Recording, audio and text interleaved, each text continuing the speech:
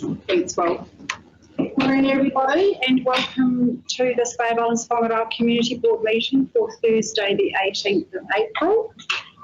Good to see a nice turnout here. I will just ask before we start, we have Councillor Dave Kappa here to open us with a karakia. Kia tata mai koe I whai mai ni a mātu tēnei haura, e ārahi, e āwhina I a mātu kia tūtuki pai.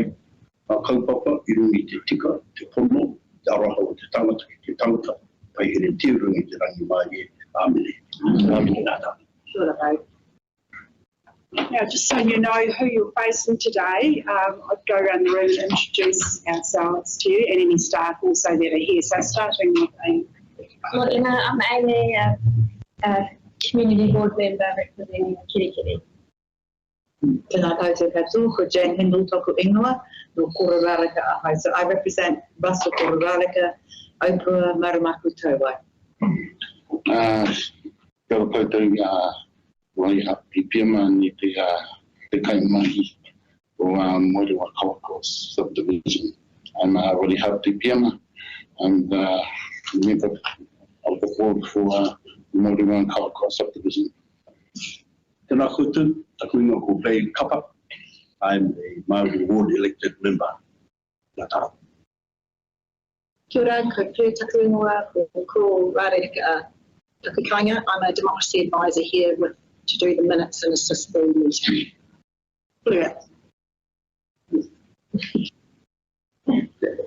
Belinda Ward, I'm chair for today and I actually am the Paihia Waitangi subdivision representative. Good morning, my name's Lane here. I represent Kirikiri Ward. Good morning, I'm Bruce Mills and I represent the Whangaroa subdivision. Kia ora koutou, Tyler Bamber, Waipapa subdivision representative. Good morning, everyone. My name is Anne Court. I'm the councillor appointed to the board. It's lovely to see all the beautiful faces this morning on this gorgeous day. Thank you so much for coming. Morning, I'm Kim Hammond. I work for the Far North District Council as the Community Board Coordinator. And Kia ora, I'm Walter, I'm funding advisor for the Far North District Council.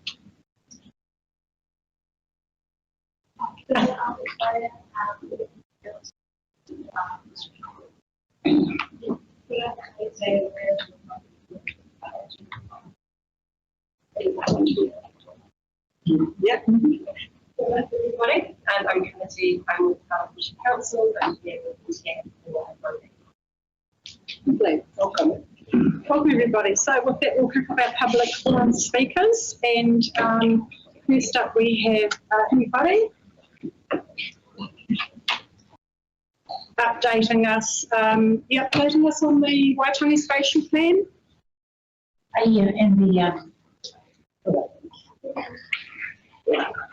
I'm here representing Ngāti Rāhui Māori in the Kāhui Clean Market Development. And also just to let you know that the woman that was, we've had two deaths in our committee over the last month, back to back. And one was James Hidden from the Hokiana and also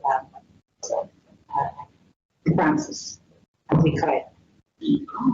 Francis was responsible for leading out our spatial plan.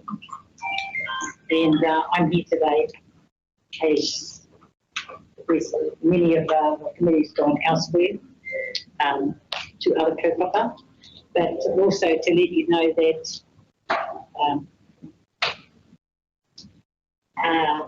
we were a little bit concerned about the open spaces. We couldn't understand where it fitted in with the spatial plan, and also where is it fitting in with everything else that the council was asking us about. So I just want to indicate that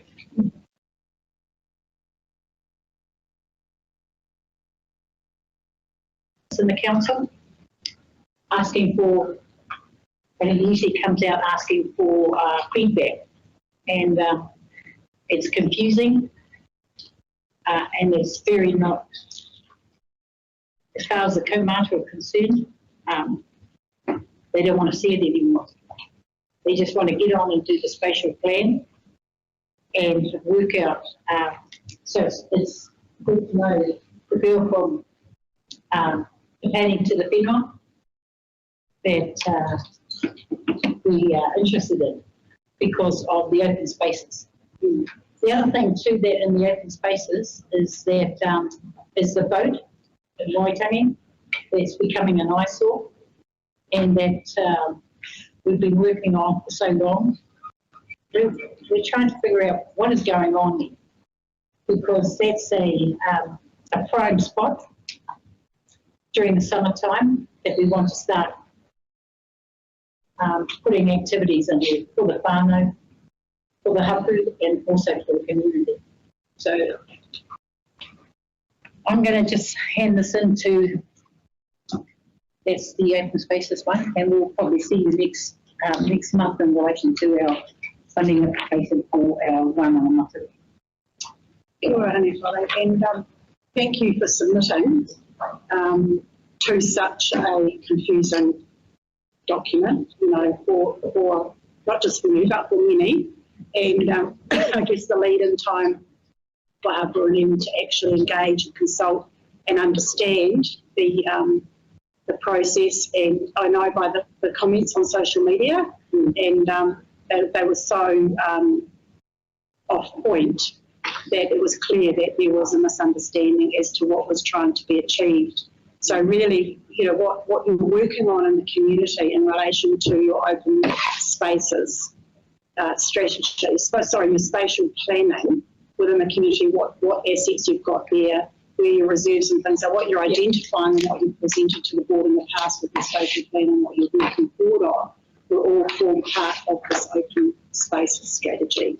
So it's the wider, bigger picture that I understand is confusing, and particularly when it comes to the likes of Shippies by the Waitangi Bridge there, because in actual fact we've got a regional council resource consent, so it doesn't sit with district council, and you've also got, you know, issues with council and DOC, and how does everything, and this is where I can see Tadia nodding at me, this is where we're hoping this open spaces strategy will address all these issues that are attached to the whenua, you know, because it is such a grey area, and it's always a challenge for us, you know, from as your representatives of district council to actually deal with regional council.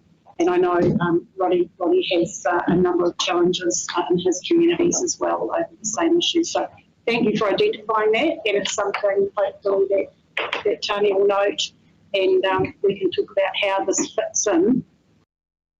We're also working in relation to the kaupapa of the kindergarten and the scout then. See all the confusing things that have happened? Yeah. Not to mention the tsunami tower and Paihia water treatment plant.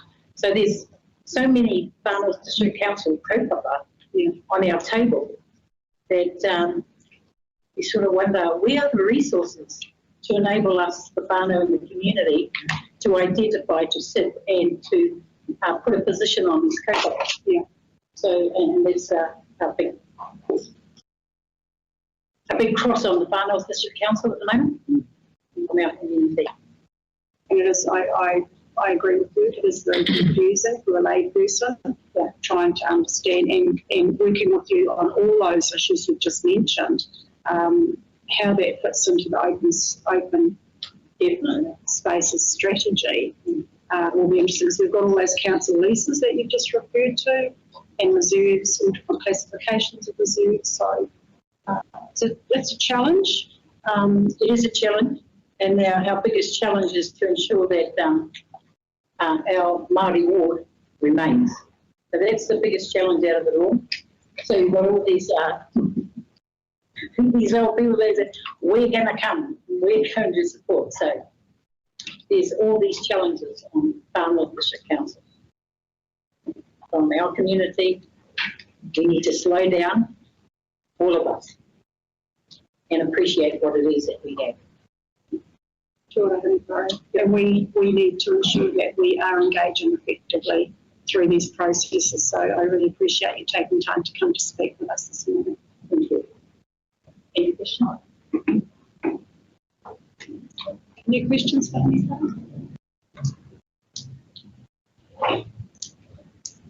No? Everyone's just as confused as you. Confused by the open space passenger too, so you're not alone.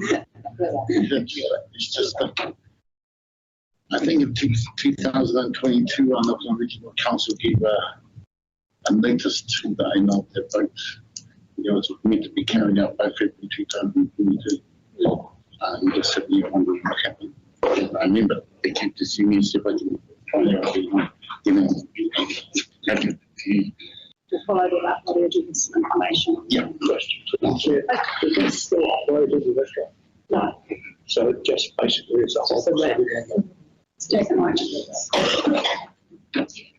Right, so moving into we have no deputations today, so moving into our speakers, and the first speaker we have up is Ryan and Jackie, representing Business Paihia in relation to the funding application for Matariki. This is on page 51. Their agenda and the additional information on page 1. Kia ora everyone, my name is Ryan Doherty, here representing the Paihia Business Association, which is now the Bay of Islands Business Association that we merged with Russell. From personal capacity, my role in the Bay of Islands is GM of operations for Phillips Flights and Sport.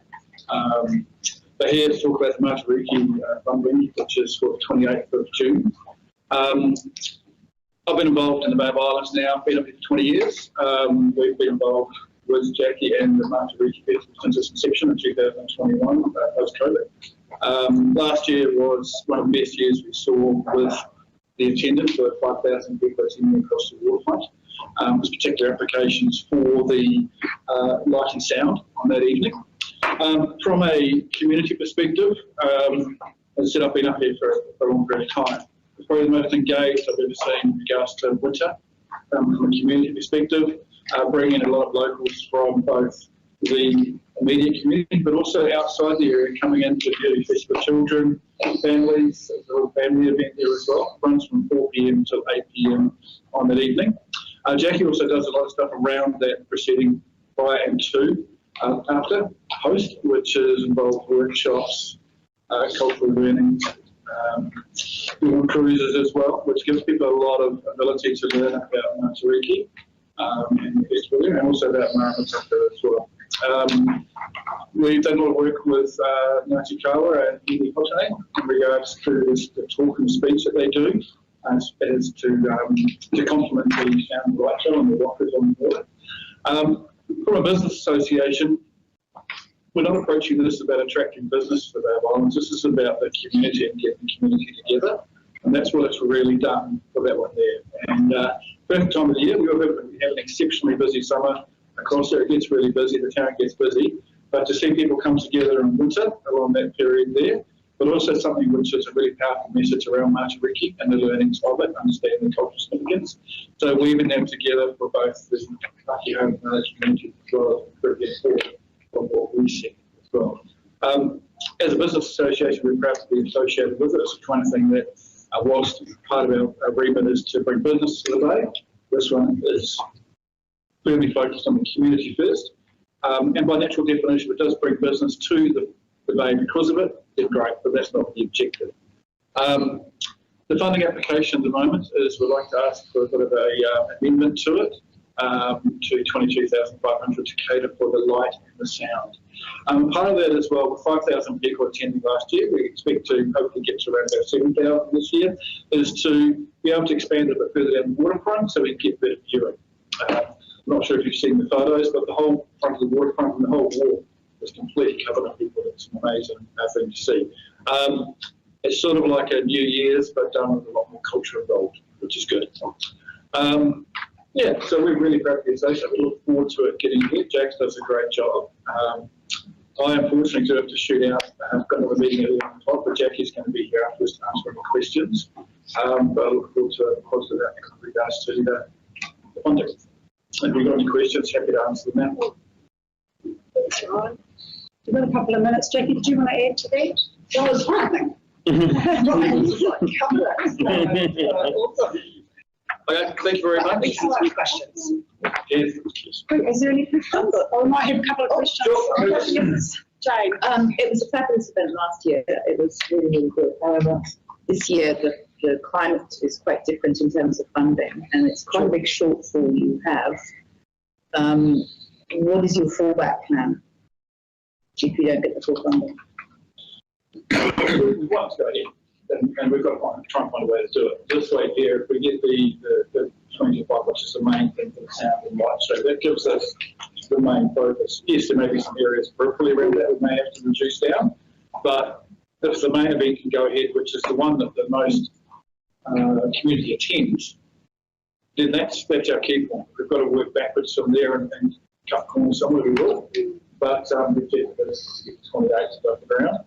Jackie does a great deal of work in regards to securing other sponsorship and other things for events around it. I don't envy her job in doing that. I know she comes knocking at our door to try and assist with that as well, which we do. So yeah, we believe it's important to go ahead. I think we'll do whatever we can to find a way to make sure the 28th does go ahead. But we don't want to go backwards so people attend this year and they go, well, that wasn't as good as last year. That just creates a negative. We've got to make sure it's as good and to be able to cater for what we believe is going to be additional people coming.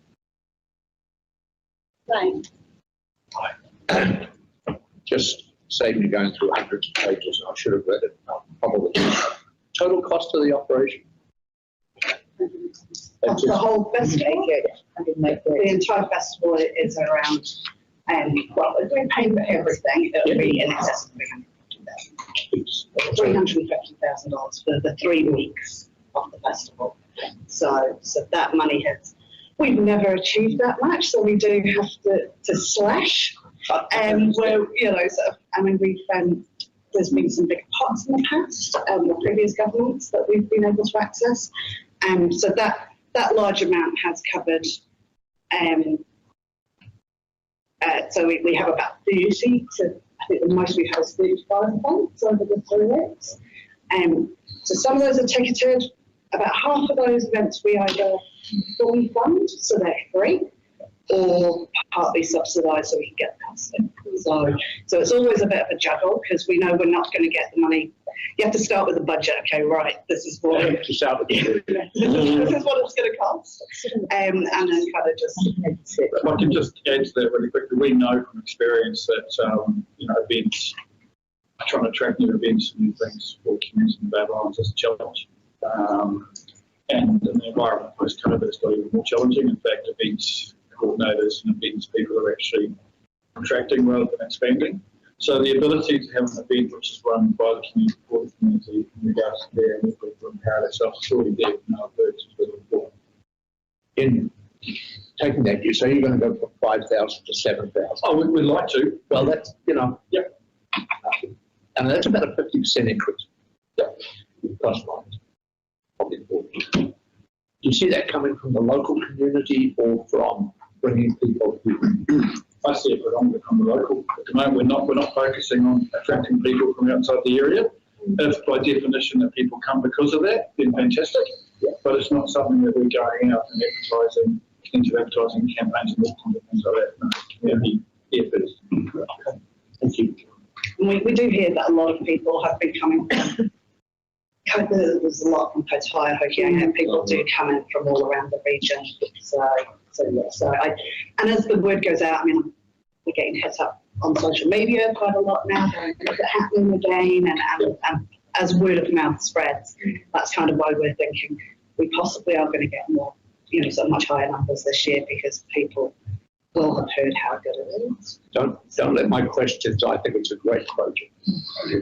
And from my perspective, you know, obviously I love lots of people coming from up because our business potentially, but that's not the point. I'm not sitting here because of that. We don't go into it. When I go away from here and have my Explore hat on, of course, great sites there.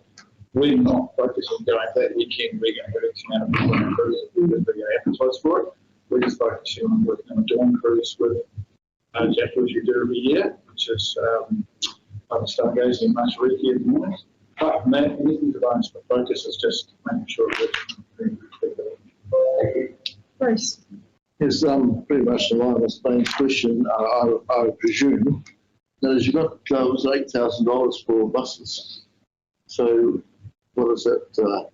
What's going to happen with these? So we've had the buses priced up last year. It was actually about $11,000 if we wanted to do sufficient amounts of buses from, but just to help with bringing more of the wider community in from Haikoi.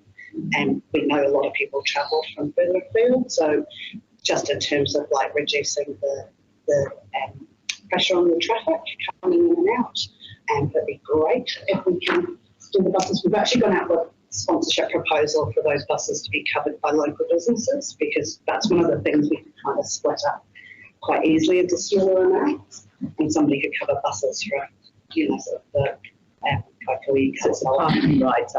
Yeah, and then kind of do parking rides and shuttle people in. So just anything, sort of, and some traffic management's not road closures, but just slowing down the traffic. But when people are moving across the road from the village green to the waterfront, so just anything we can do to just try and make it, if people are going to be coming, we just want to make sure they can get there a bit easier.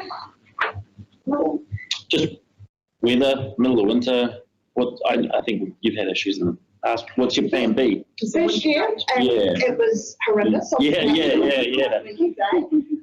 So it was very muddy, so it was glorious. So we have the rain date, so we went ahead. So that was the first year of the public holiday. So the Friday we couldn't do it, and then Saturday we were able to hold it, and it was very calm. Last year we were blessed. It was perfect on the actual Friday, on the actual public holiday.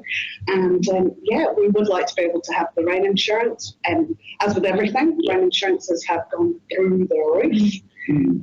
So it's very, very expensive to get that, but it would be great if we can kind of keep going with sponsorships and all these funding pots and put it all together. We'll be able to do that too. But definitely the rain date's there.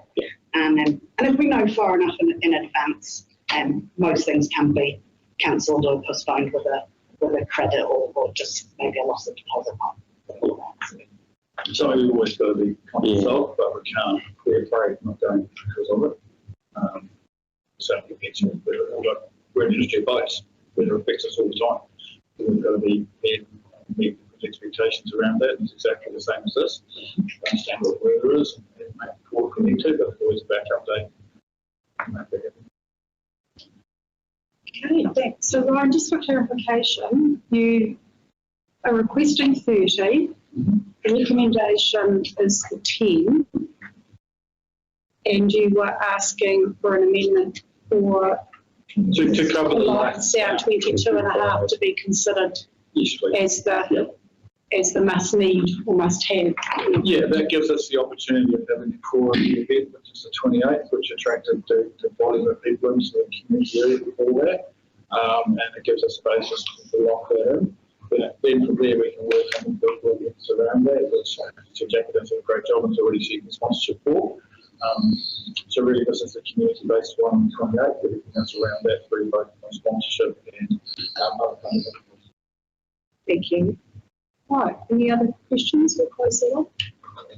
Lovely, thanks for Thank you very much. time out. Apologies for everyone shortly, so have a good rest of the week. You'll hear later in the day. Thank you. Right, moving on to our next speaker, we have Greg and Kerry, representing the Kawakawa Bowling Club in relation to the funding application for the installation of some shelters. Great, see you. Page 59 of your agenda, and additional information is on page 56. Okay, we're here to represent Kawakawa Bowling Club. I didn't really realise that when I put our submission in that there'd be so many board members here, that all of your people play at our bowling club as well, so that goes really well. We're here 4 shelters. If you like to look in your books, you'll see a photo of both the shelters and of the bowling club itself. Kawakawa Bowling Club has been there over 100 years, and in that time have never had any shelters. We've had umbrellas only, and they're not really suitable for long-term going on shore. So that shelter there is from Okaiau, and nice, easy, straightforward, plain and simple. And the shelters that we want to build have, it's sort of a process. We're going to put our shelters on the far end of our green. And if you look in the second photo or the big photo, you'll see on the hard right-hand side, it used to be all grass, but now that's all concreted and ready to put our shelters there. So we're going to put 4 shelters on that end, and then in the time to come, we're going to put 4 shelters on the club end.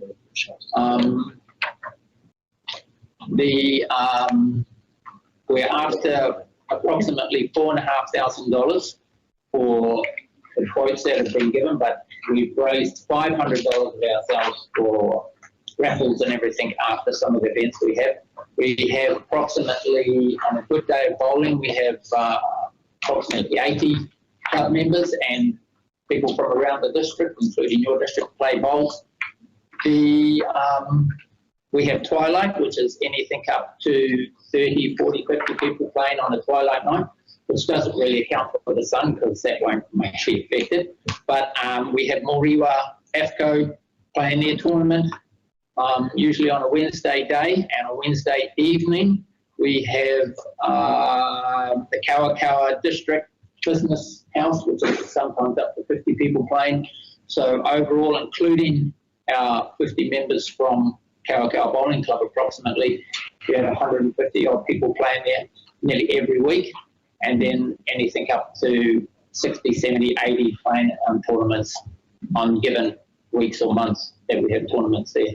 So with the climate change outside and the more sun that we're getting, we play from 9 o'clock in the morning till 4 o'clock in the afternoon, obviously mostly in the summer from October till March.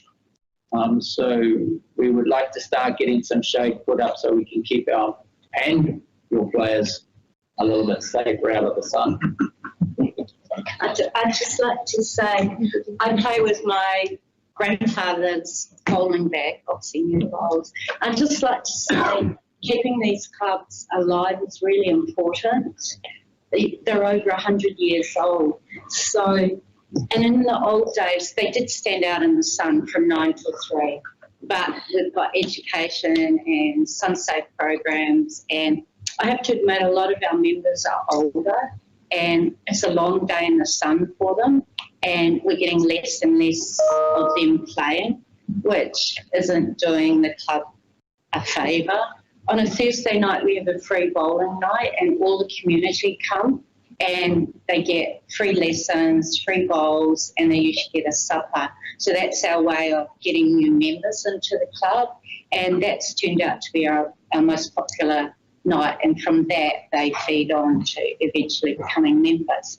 So I'd just like to say this is super important for the club to go forward, you know, to keep getting our older players back and getting new members. And I actually think we're possibly the only club in Northland without shelters. We had actually saved up the money for shelters, but 4 weeks ago a member fell through the deck, and now the deck needs repairing. So we're doing the deck instead. Because you need the deck to get to the bowling green. So that's why we're here. Health and safety all around, I guess. Oh, totally. Yeah. I mean, everyone wears their hats and that kind of thing. And yes, we have a break for lunch, but it's a really long day. Is there? Thanks, Greg. Questions? Sorry, Chair. The shelters that you're proposing, that's similar to corrugated over. Yeah.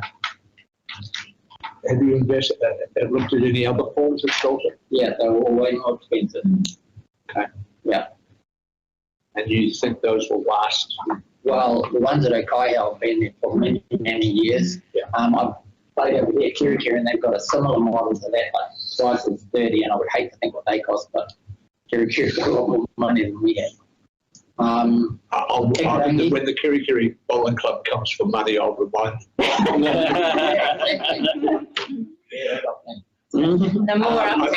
Hikarangi, we priced on Hikarangi. Was $1,000 each just for the canvas to go on the top of the shelter.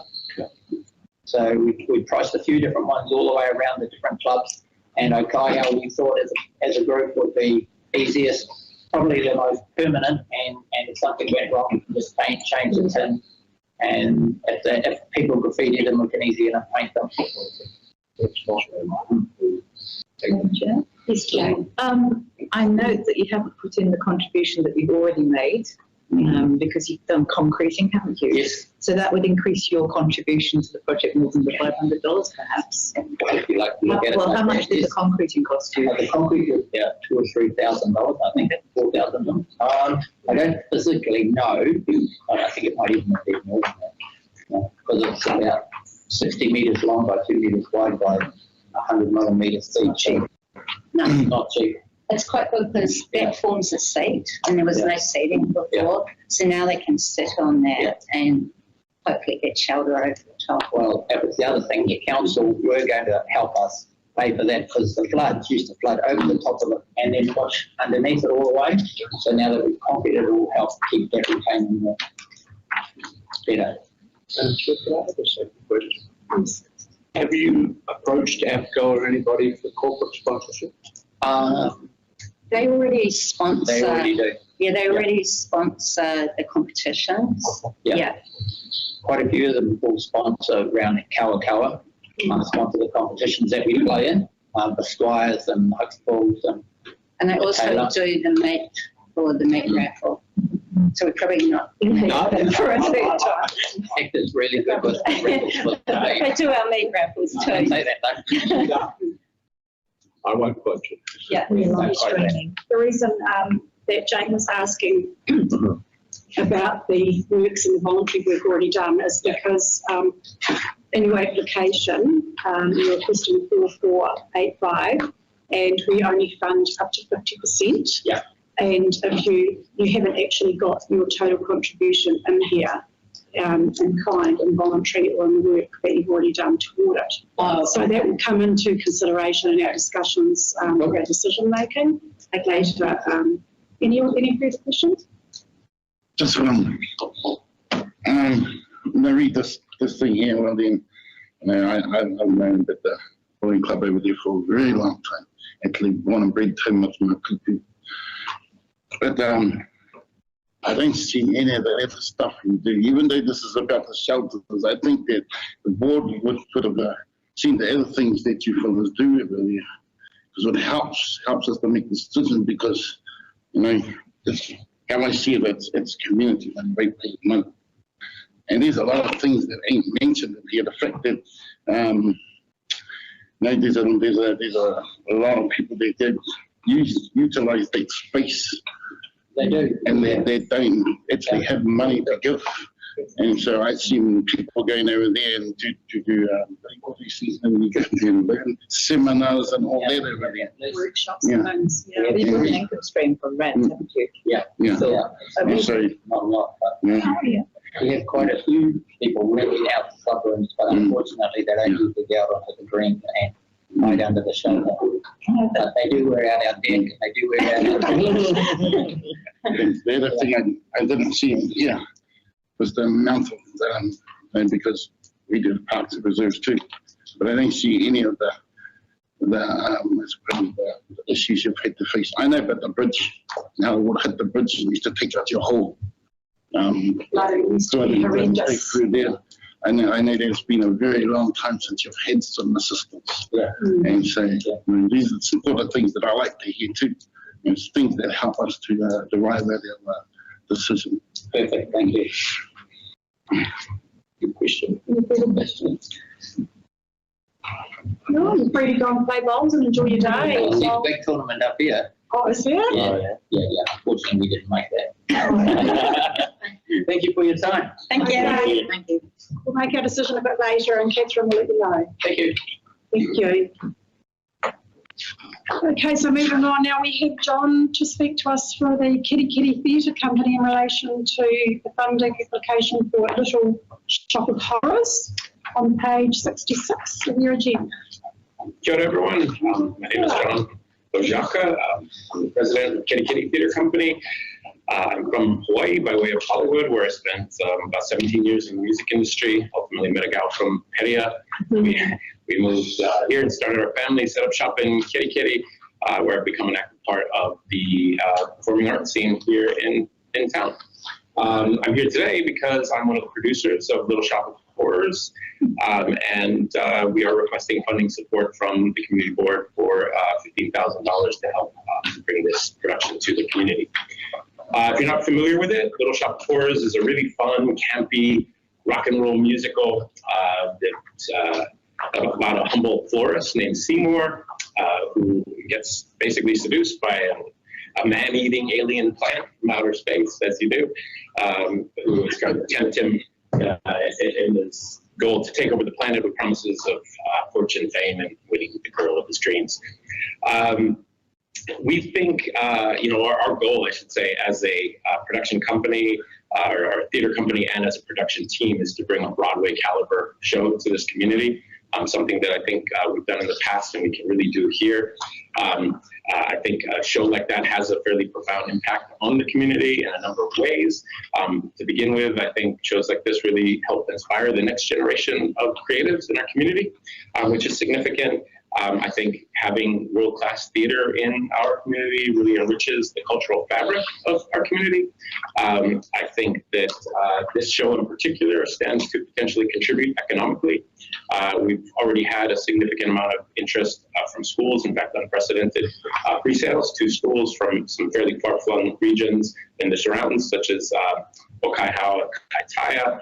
We've also cast several significant members of the play that are from Whangaroa, that are part of the Kapahaka community down there, and there's been an enormous amount of interest from that community already knocking on our doors to get tickets before they've gone on sale. So we're expecting a lot of people to come into the area for this and of course spend money in our community.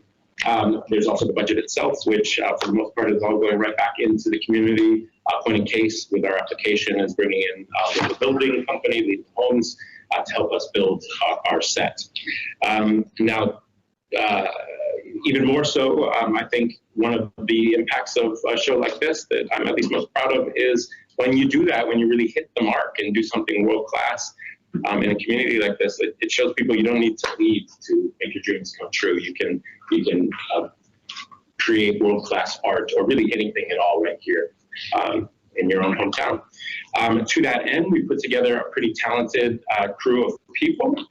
There is myself and Teresa Wakeman who are producing. We've had a very successful run with Kitty Kitty Theater Company producing shows for the community. My wife, Kashama Jane, is directing. She worked in the film industry in Hollywood and recently directed The Mother with the Hat, which was financially well successful, had a completely sold out run, and was very well received by the community. We've also brought in Lee Moraga as our vocal coach. Lee is an exceptionally talented woman who was on the touring cast for The Lion King for 10 years and has recently come back home to start a music school in Whangaroa called Taioro, and is currently teaching a Maori performing arts program. We've cast 3 of her students, young, very talented women, one of which happens to be her daughter, as key members of our cast. They are, as mentioned, very active members of the Kapahaka community. They just made it to nationals with their group Te Puruau. And that's something I think we're really excited about, is this collaboration with the Kapahaka community and the theater company, something that seems obvious but really hasn't existed in the past. And we're excited about that change. There's ultimately Jared Paul, who we've cast as the lead of Glenn Seymour. You all know him, of course, as the manager of the Turner Center. You may or may not know that he's also a very accomplished musician. He's been a touring musician for several decades now. His last album, climbed to the top of the charts. And then there's myself. I'm going to be acting as a musical director for this show. I'll also be playing part of the plant. I spent most of my life in the music industry releasing albums for Scope and Warner Brothers. And that's not to discount the dozens of other people that are involved that are also very talented. So I know this is a big, ambitious show that we're trying to put together. Our funding requests are bold, especially seeing the recommendations that are coming through given the current economic environment. But we just ask that you understand that we're really trying to knock this out of the park. It's the best show that anyone's ever seen, something that people will really be talking about for some time in this community. And I think we can do that. I think we've done it before. And just know that every dollar that you are able to contribute to help us get closer to our goals will definitely help us, I think, exponentially create a bigger impact on the community for the good. So that's kind of me and what we're all about and what we're doing. Any questions I can answer? Thanks, John. It's pretty started sounding stuff. Hollywood, wow. I think we're very fortunate to have people like yourself in our community to be able to give back and for people to learn from. I think it's pretty amazing. Just want to point out to you before I go to questions, you've asked for $15,860 and the recommendation is $5,000. Yes. So just bearing that in mind as to if we were to grant less, what would you be looking to target? I see you've got $9,000. There's three categories in here. Yeah. 9,000 for the hardware, cement, timber. Is that for the set? Is it? Yeah, so we got 9,000 going to Leading Homes. As I mentioned, they're a local building company. They're going to build our set. And the others for microphones, which I think really help enhance the quality of the show. And then the other is for our rehearsal space. So to answer your question, if we are not able to get the funding we need, obviously we'll have to do the shuffle that I think everyone has to do. Where we have to cut.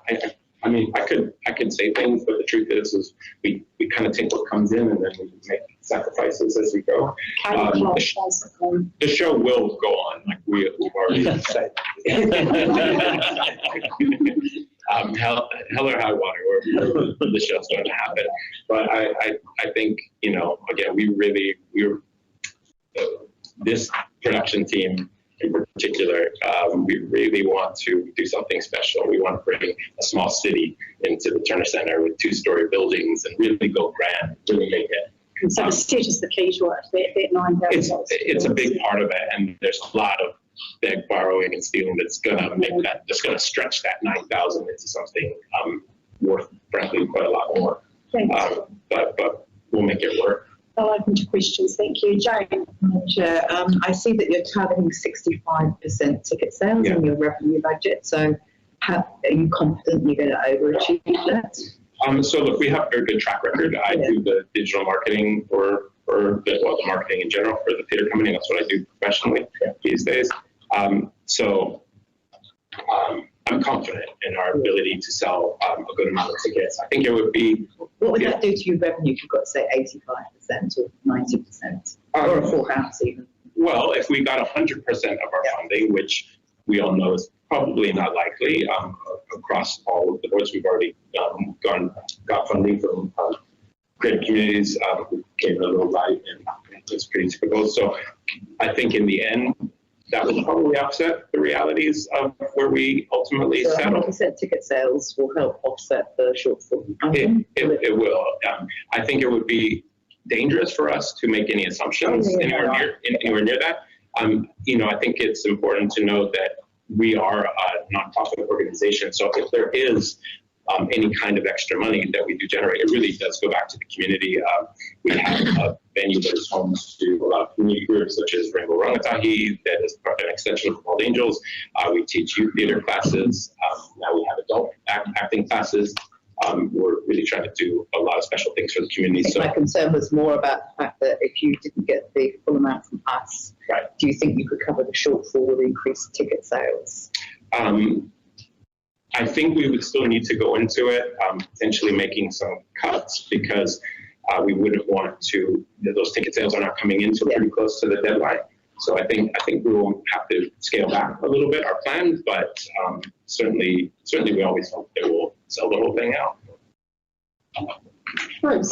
How many performances do you plan to do?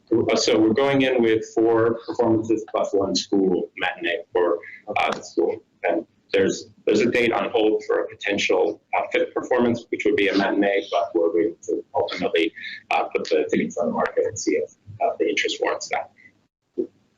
Fine. For I think it seats 400 here in this theatre. So if you remove the first 2 rows and then remove the boxes, it's around 360 and change. So you'd have the potential of about 1,200 seats. I think it's actually a bit more. I'd have to do that quick calculation. I think 360 times 4. Well, if you add this, the school one's a funny one because we can't open that to the general public. You don't pay, they don't pay the same price. No, they're significant. So in quick numbers, your cost of doing this is about 75,000. And your occupancy cost here is about a third of that. The occupancy cost, what do you say? Cost for the term is about 33% of that total cost. So the rest of it is you've got about 50,000 in costs to do it over 4 nights. I'm sorry, I work things out about money for the number of people in our community that are benefit. I do that. Yeah, sure. But that's okay. No, that's fine. So you have the potential for some growth because I think you only, what was it, 3,000, 3 times 300. 900 seats sold. 4 times. 14. Times. 40. Yeah, but the actual in the budget, I think is 360 times 4 is 40. But in the budget, it's just a number of seats, 1,000 seats. So in the budget, we anticipated 65%, so it was like 936 or something. Yeah. Get your calculator out. Yeah. No, I can't. I was actually trying to work out the numbers. I thought it was on 3 nights, but if it's 4. 4 and possibly alternate. Yeah. I'm a huge musical fan. So you're playing Audrey. Audrey 2. Audrey 2. Yeah. Who's playing the dentist? We've got Tom. I don't know if you know Tom Evans. He was in Sound of Music. He did a number of shows for the community. Really, really talented. I'm forgetting there's Toy Ficati, and then there's another musical theater specific school that he went to. I'm sorry. Yes, that's the one. Just as an FYI, guys, the dentist kills the show. He steals the show. So there's one. Tom's very capable of that. He played the Blackadder in the Blackadder. Yeah, he's out character. Thank you. Oh, that Tom. Yeah, he does very good. You said you've got 4 pending applications here in our, on page 73 with the information, and you said Creative Communities came in light. Have you heard from Club Charities, Oxford Sports Trust, and who's this estimated? So those are the 2. We have not yet. The Oxford Trust one we kind of recently submitted. I need to first claim or make it clear to Teresa, who's getting married on Saturday and therefore couldn't be here, is the one who filled in the application and really handles all those numbers. She's fantastic at it. I'm not, so all of these questions rattle me. I hope I answer it correctly. But I don't even, to be perfectly honest, know exactly where in the process those are. That Teresa has really got her things around that. It's a bit inconvenient. She's getting married on Saturday. I know, right? Yeah. But I know she'll tell me the first month we have married. Any further questions? No. There's a lot of kids that auditioned or, so definitely popular. Yeah, we think the school shows, I think, they go out, we start trying to bring in schools and get that interest way before everybody else. And we're just under 150, which is actually significantly above the amount of tickets we've ever sold to schools, and we think that's significant, especially this early out, because we think more will come in. And I think that's indicative of the interest in this particular show. It has the distinction of, kind of being one of the few family-friendly rock and roll musicals. It's fun and quirky and got a good name, right? Yeah. Householders. Yeah. It was a hit movie. In case people aren't familiar with it, it holds the distinction of being one of the longest-running off-Broadway shows. Later, it was a Broadway hit, and it's all right. Really, my favorite musical. If that's worth anything, it's great. One last question. Sorry, question observation. Given that you're only charging $10 per student to the school matinee, you're sort of subsidising the school kids a chance to come see this when you look at your venue costs and other things, right? That'd be correct. And okay, cool.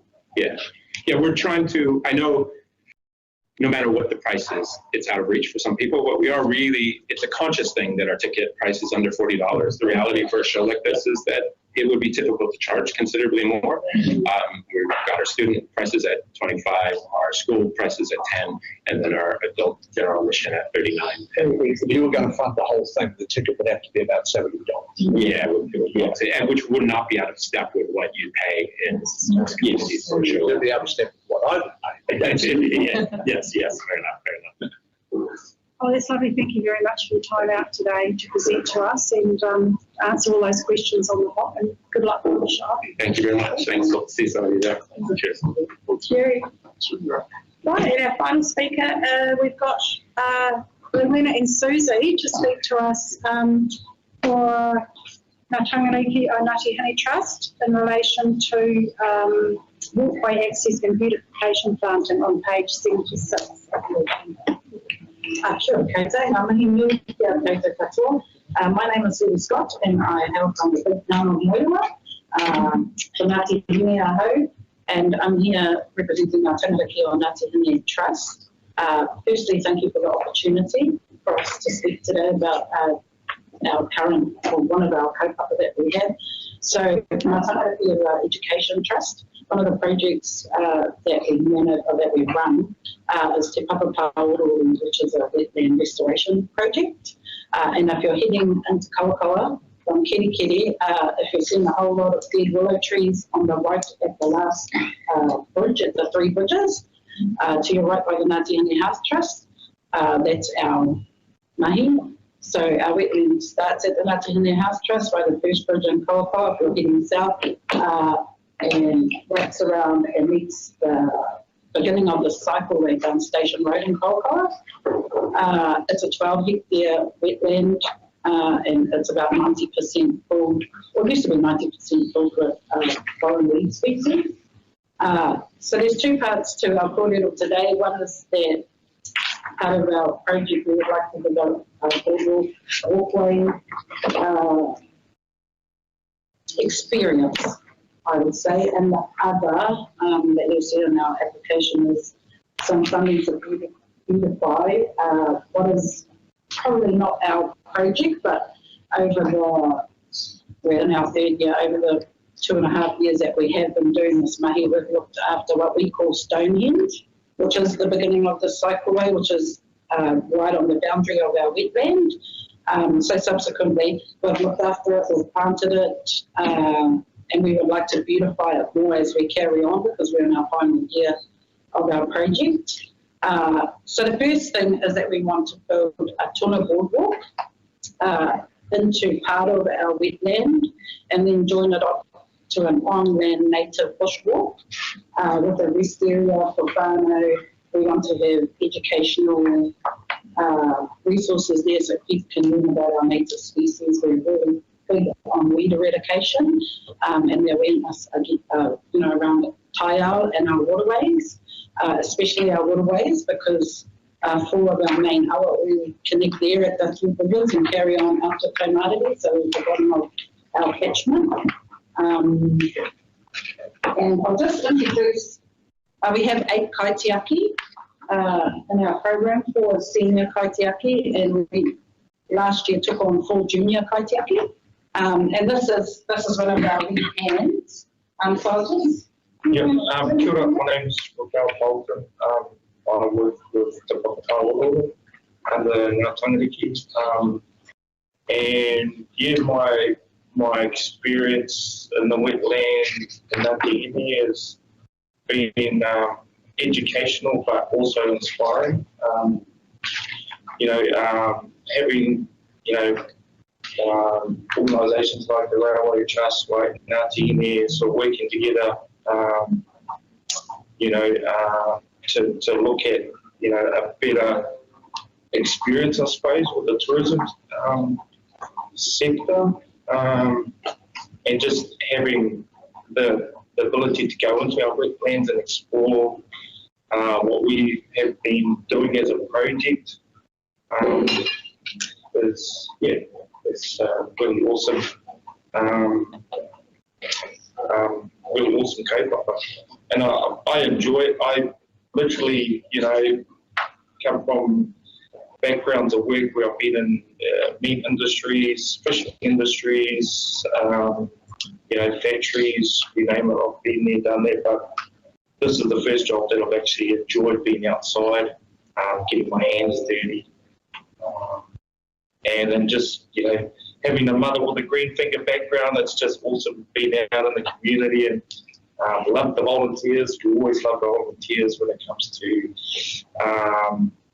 pest weed eradication. Working with schools has been really awesome as well. Having planting days, communities come together and do planting days for our wetlands and for our,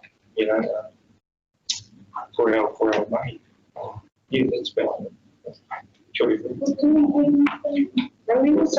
I just have a little bit more about us. You can't sort of squeeze us all into 5 minutes, unfortunately. So I'll leave these for you guys to have a look at. But it would be an awesome attraction for our community, for our district, actually. We have Jobs for Nature project, so we're funded by the Department of Conservation. We work with them. We have held one-on-one consultation with stakeholders, our landowners, the Department of Conservation, Ngāti Hine Health Trust, which is part of our wetland, is privately owned land that belongs to the Health Trust. The Northern Regional Council, who continuously supports us because it's all the way. Final District Council, the Cycleway. The Cycleway Trust, we work really closely with Tracy and the crew. Our kura, we had tons of people and everyone's really excited about it. And we're really excited about it. The reason why we want to put it there is to obviously raise awareness and to show the beauty of what we can do if we really look after our whenua.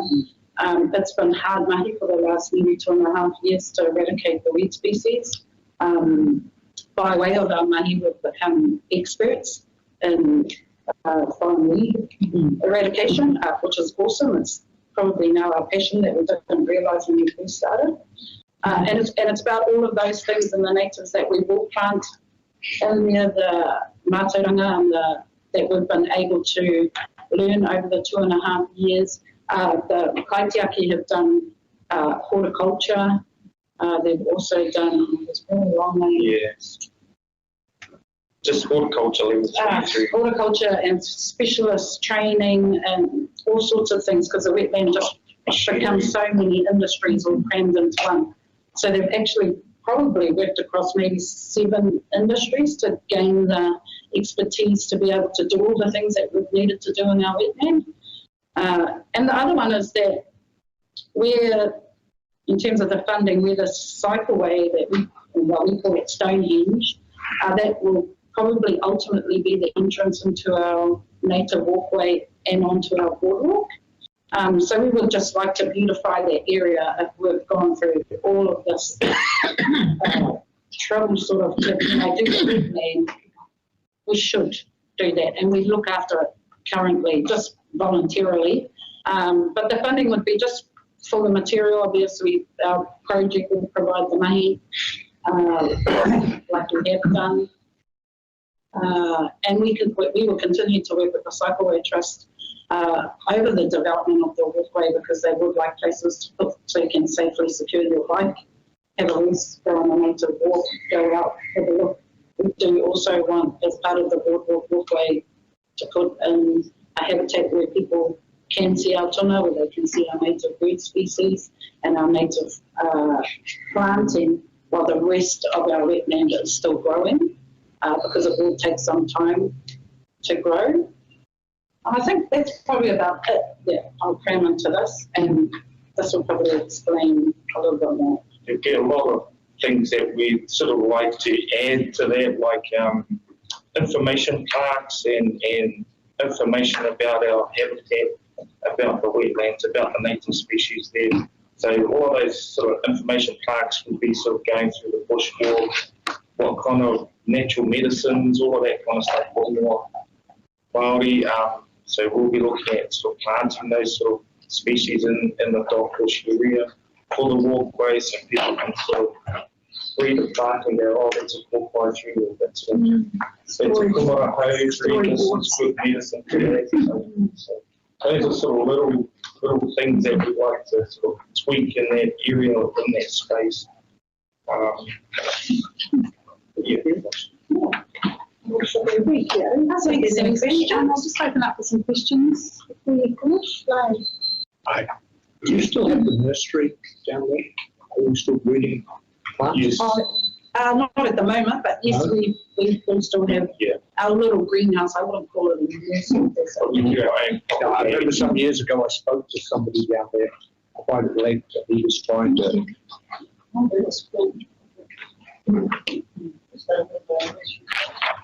Oh, yes, yes. No, it was a very small operation. We normally propagate. So our local species, we propagate to put that into our local species. And there was also a problem with, I'm not sure the technical term, but dunnage and waste coming off where they cut trees and that further up. A lot of yeah, so we're the bottom of the catchment, so you'd be amazed at what we find in our wetland. Has anybody been able to correct that in any way, or is it getting less? Or? It's part of a bigger plan. Our project is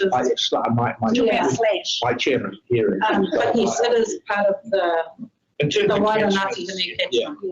In terms of the catchments, I mean, like Bay Islands catchment, Kerry catchment, Bay catchment. There's a bigger plan that's in terms of the bigger plan of things, the catchment areas. No, it was slash, so is the appropriate technical term. Coming down the river by that first bridge coming down. A lot of the slash we have been receiving is from the game and fishing zone that they've had spraying over the crack below trees, and those trees are decomposed and dropped in and caused blockages along the way. So anyway, thank you very much. Susie, I just had a question around, this is a great initiative and great community initiative to beautify that whole area. My question really is just around the boardwalk walkway that would come off the cycleway. That's predominantly going to be over dock land, is that right? So who will own the asset? We're currently working, and that's probably the third one I was going to add at the end. We're currently working with dock around that, having the boardwalk there. We would obviously want probably a collaboration of dock ourselves, Ngāti Hine, yourselves, the Far North District Council, the Northern Regional Council, and anybody that has a vested interest in it, because it will be an amazing boardwalk and an amazing experience for not only locals, but also visitors.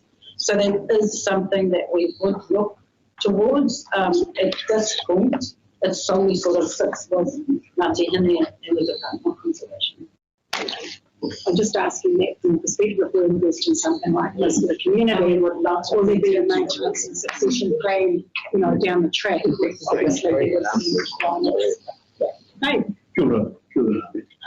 Chair, I just wanted to take up all the kaupapa, and I'm pleased that you mentioned the cycle trail, and really looking forward to this discussions and development.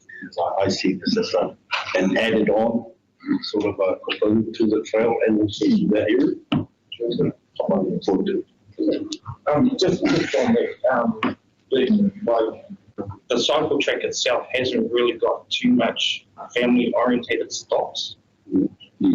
So, the Moeroa, Kaukaua, and so forth, going into places like Kaikohe, Hokianga. So in terms of family stops, we have couple and 3 children. That area that we're looking at, continued support and development on would cater for that kind of space. Well, just anybody like me that isn't the greatest of cyclists and understand a break and sort of having somewhere secure to put your bike and just go for a walk, or maybe sit down and have some lunch in a safe, beautiful area, would be really good. And that's a really central place in terms of the cycleway if you're going either way. James, I'm sorry, have you finished? And I was just going to say, and I think it's an added to there's also the walkers on the track as well. That's really where it's an opportunity to take their time, really observe what's possible. Just a quick question. Yes, this is awesome cover because it's bringing in commuters and the environment as well. You talked about the future plan.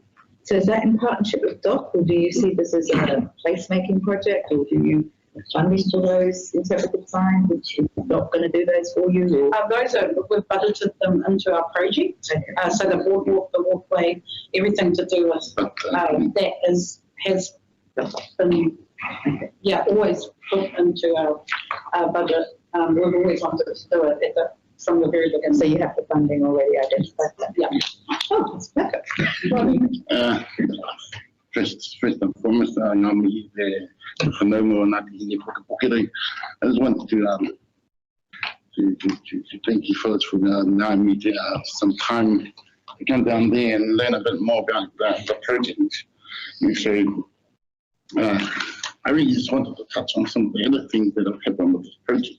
And one of them is that area was one of our biggest dumping areas that we had.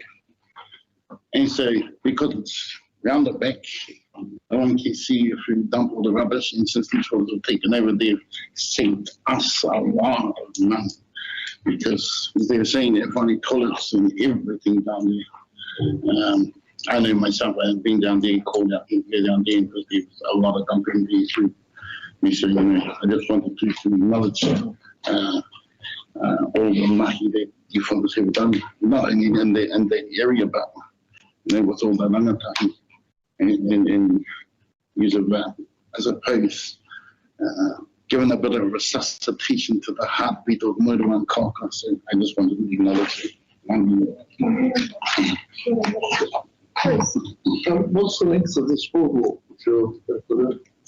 It's probably going to be about between 60 and 70, but it's curvy. So if you were to go out in a straight line, it would probably be around 45. It's not in a, we don't want to go too far into the wetland, but we want to go far enough that you get the experience, but without causing a flooding problem or, all that type of thing. So even in the design itself, takes those things into consideration. And like Susie mentioned, it is a tuna-shaped walkway, so it's going to be it's not going to be seen anywhere else in New Zealand. It would be specific for the walkway. Any questions? Fine. Thank you for your time. Awesome. Thank you. May I take a photo? It helps us with our funding report. Of course you can. And then, so may I take a photograph for our Facebook page? Sure. And can I do that?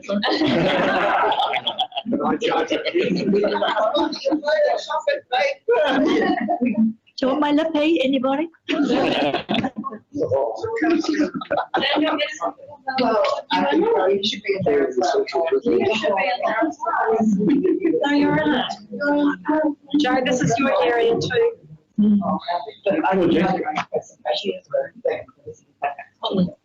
Ellie can take one with you and then Joe.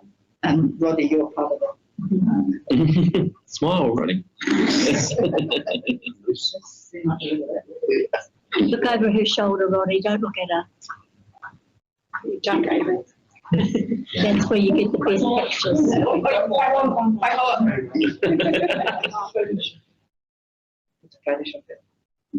So it'll be on the community board page, yeah?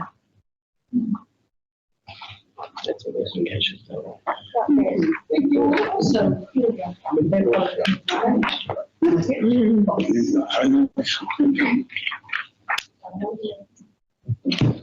Thank you, everyone. Thanks for your patience and waiting for that item. Right, we'll just move straight on.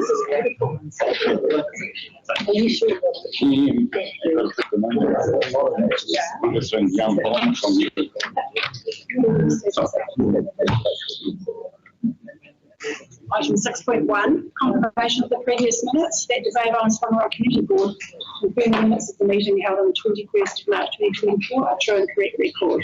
Do I have a moment? Thank you, Lane. Thank you, Tyler. Any amendments?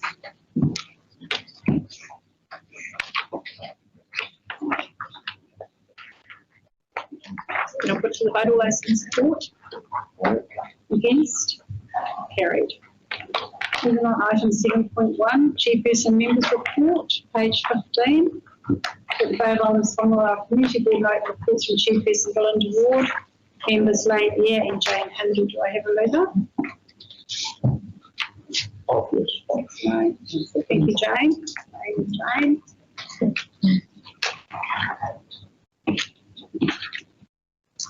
I take mine as read.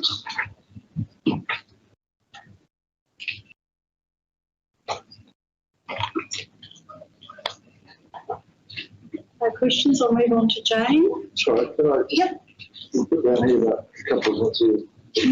So, yes, have you received those emails? yes, the first one there, I sort of basically looked at it all and referred them onto the Ratepayer Association perhaps to. Which one is that? The pickleball? Yes, yeah, whatever it is. Kim, do we have any further updates on that? Through the chair, no, not at this stage. Madam Chair, were you going to update on Shippies? You had an update on Shippies? No, not in the public room.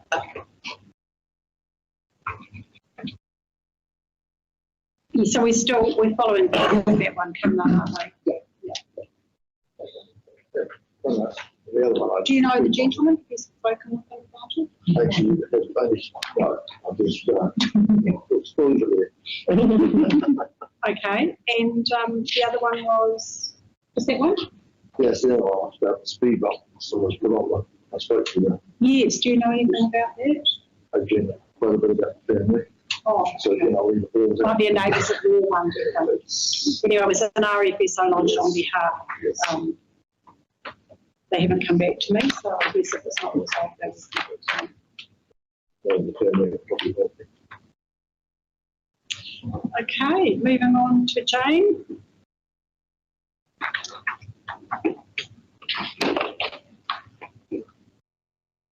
We're particularly interested in hearing how our posts are going on social media and any updates.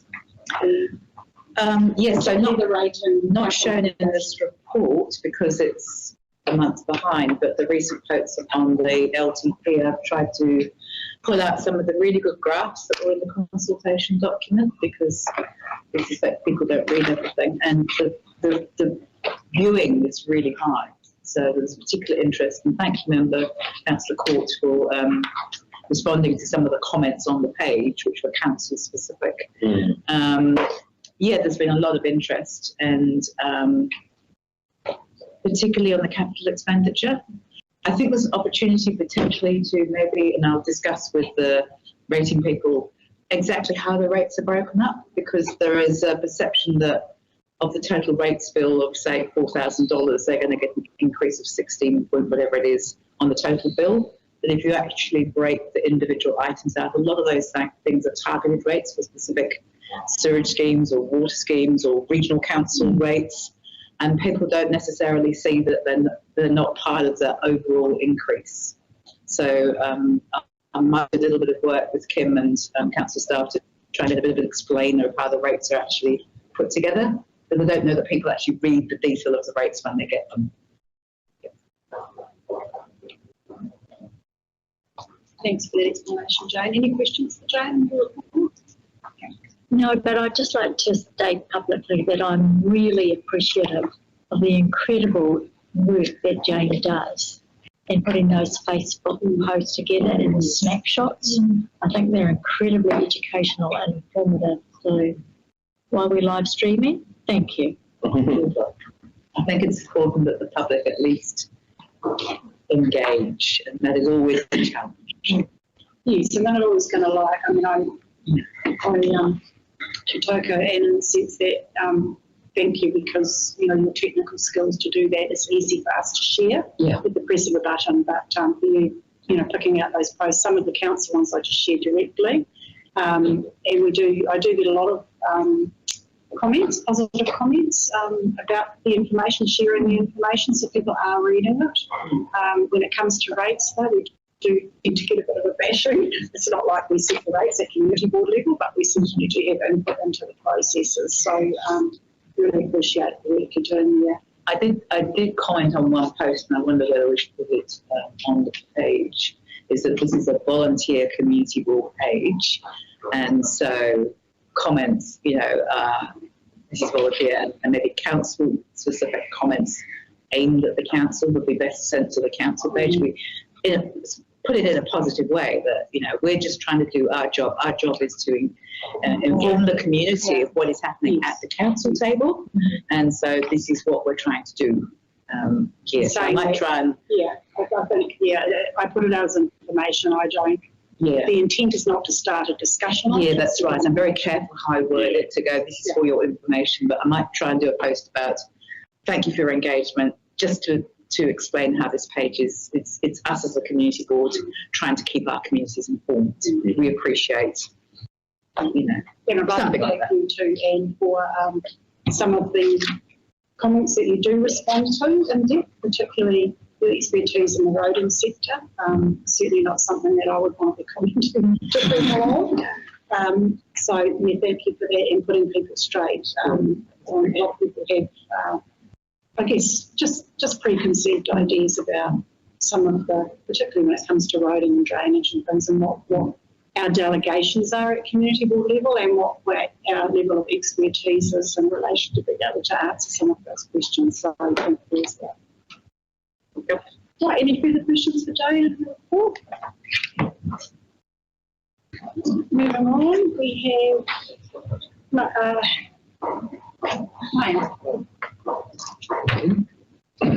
Any questions? I went to the girls' space half an hour after they packed it up. It was in boxes. It was very good photography, and in fact, I think it was, you know, the concept of merit, as I've said before. It was interesting because I had just got a somewhat cutting email from somebody who told me that I hadn't replied to a particular request, and I reminded the lady that we actually met at that display and had the discussion, and she said we did not have. So. But no, it was good. It was good, and I think it. Okay, so just moving on over the page, just like to thank you for your initiative in recommending the certificate of appreciation for the volunteers' service in our community. Everybody's really happy with that proposal, and so we will move on over this next month, our next meeting, to see if we can nominate some volunteers out of our communities and do our first award. I have, of course, the two young people that triggered this. I will, of course, be nominating them for the initial one. Just something simple that we can do. If you can give me some words and a picture, which is really important, then I can promote these on our Facebook page. And we can, I tried to salvage the picture that went on Kerry notice board, and I couldn't get back to it. So along the line, it got superseded. But challenged up when it comes to technology. Well, defer to being told. There is an opportunity to do a presentation to them at their school, which I think is probably appropriate because they're with their peer group, and that's the group that I would think we would like to motivate by recognising somebody from. Are we going to do a resolution to do the first certificate to this particular group? Well, whenever the chairperson would like to do that. Chair, you don't need a resolution. No, we don't need a resolution. First of all. No, I think we can just, if you're happy with that wording in particular recipients, then Kim can organise that certificate and we can get a little frame and not laminate Yes. them. No, we're going to Look like frame and so, And you I'm applying to various government agencies for funding. right. And you will present it and you'll take a photograph and you'll let me know. Yeah, of course. Of course. The Chief Justice comment pretty well in line with us. We stopped in, well, I might have started up now, in greater, during this dry period, we've got some big issues on our road with corrugations. I'm fortunate to have a contractor within restoration there. And yes, at Christmas time he was paid to do upgrade on the road, but since then he's actually got out on his own merits with his graded quite a large portion of our road twice. And which has been pretty amazing. So it's sort of bring about when we're talking about this. It's great to see some people who say, yeah. So, listening, Bruce, I've just got some really strong vibration going on my table. It's pretty strong. Like your corrugations in your own. Just so you know. It's not my Yes, we've got we've had quite a few REPs coming in over grading, and that even where the roads are being graded, we're having culverts blocked with the metal on the ground. So it's issues there. Very fortunate this gentleman was many of the examples. Does he need a certificate? Oh, that's not bad, was it? Okay, so chairperson members report moved by Lane, seconded by Jane. Put that to the vote, all those in support. Against? That's carried. Item 7.2, we have our other staff members patiently sitting here. Waiting Village Green Arts and Crafts Guidelines for 2024 to 2025. I will move that the Bay of Islands-Whangaroa Community Board approve the Pioneer Village Green Art and Crafts Market Guidelines 2024 to 2025. Do I have a second there? Bruce, thank you.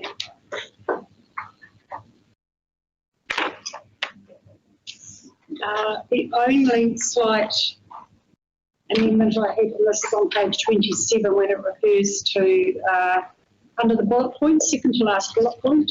It says it is recommended that guidelines 6, that should be guidelines G, capital letter G, which does look like a 6 on page 32. That's just in the body of the report. But other than that, it is as per the meeting. Victoria, did you want to speak to us at all?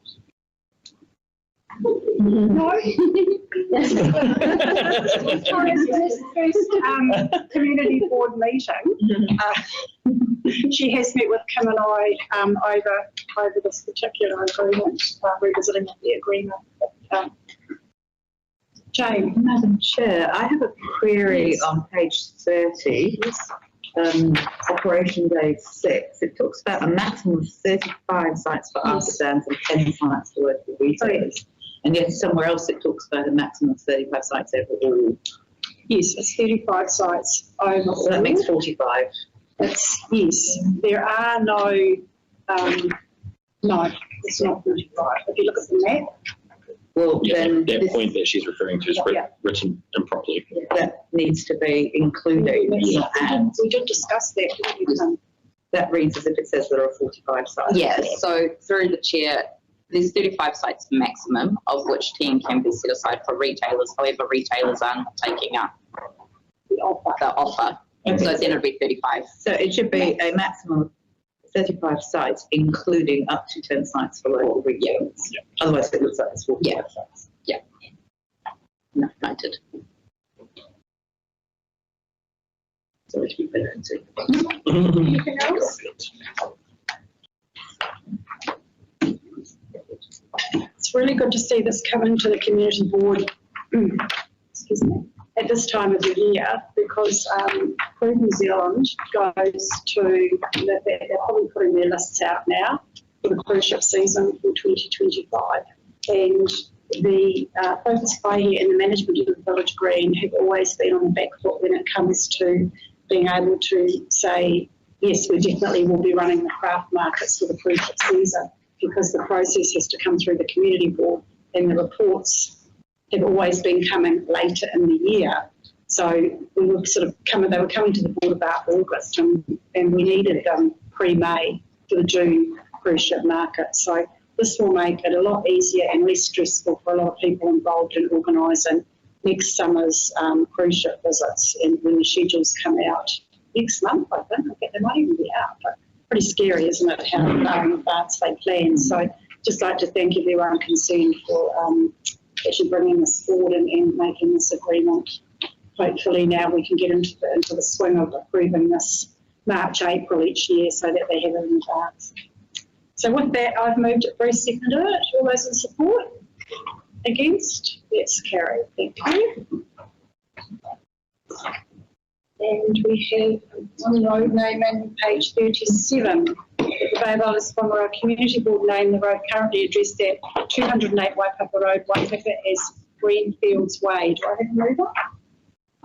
Thank you, Jane. Seconder? Palmer? Any discussion around this? We've got Trinity in the room. Thank you for sitting there so patiently. And thank you for a really thorough report. I think we're finally on track getting this right. You know, you've been to the correct. You do remember how long the fields was? I wish you would say things like that. Why you worry it's going to go to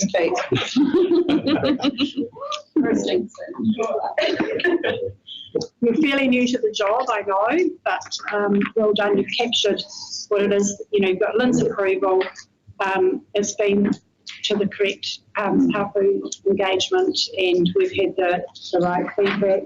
You see either name, both names were approved, and they have chosen the Greenfields Way over our code. So, who chose that?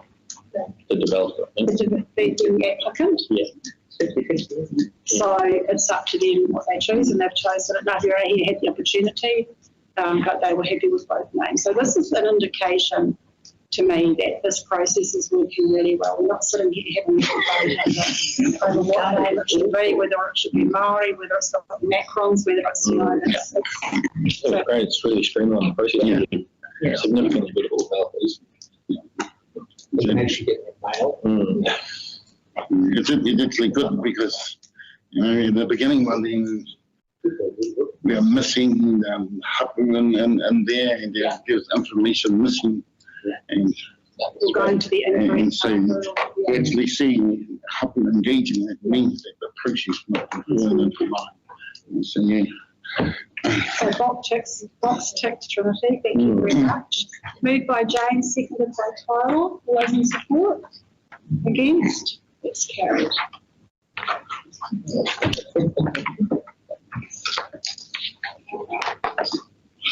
Might just put item 41 and have a break because we've been sitting for quite some time. Jackie, you're welcome to join us for a coffee soon. We'll just need to take a break in a minute. So item 7.4, page 41, we've got the alfresco dining. Application from Salini's Cafe and Pie here. Pursuant to Council Resolution passed on 30th of June 2022, Bay of Islands-Whangaroa Community Board provide comment on a new application for alfresco dining from Salini's Cafe Pie here. I will move. Do I have a seconder? Thank you, Lane.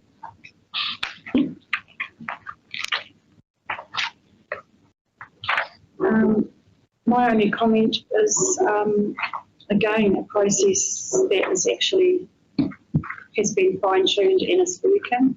It's the map is perfectly drawn, showing the number of tables and chairs directly in front of the premises boundaries as previously requested. The number of tables and chairs is in the actual dining approval licence on page 45. And I don't see any issues with this particular minimum, more than the minimum what park has been. It's a very busy corner, has been adhered to. So they're tucked out of the room, Madam Chair. They're tucked out of the way, but nicely tucked out of the room. The only thing to note is that they have been operated for quite a number of years without an alfresco dining license.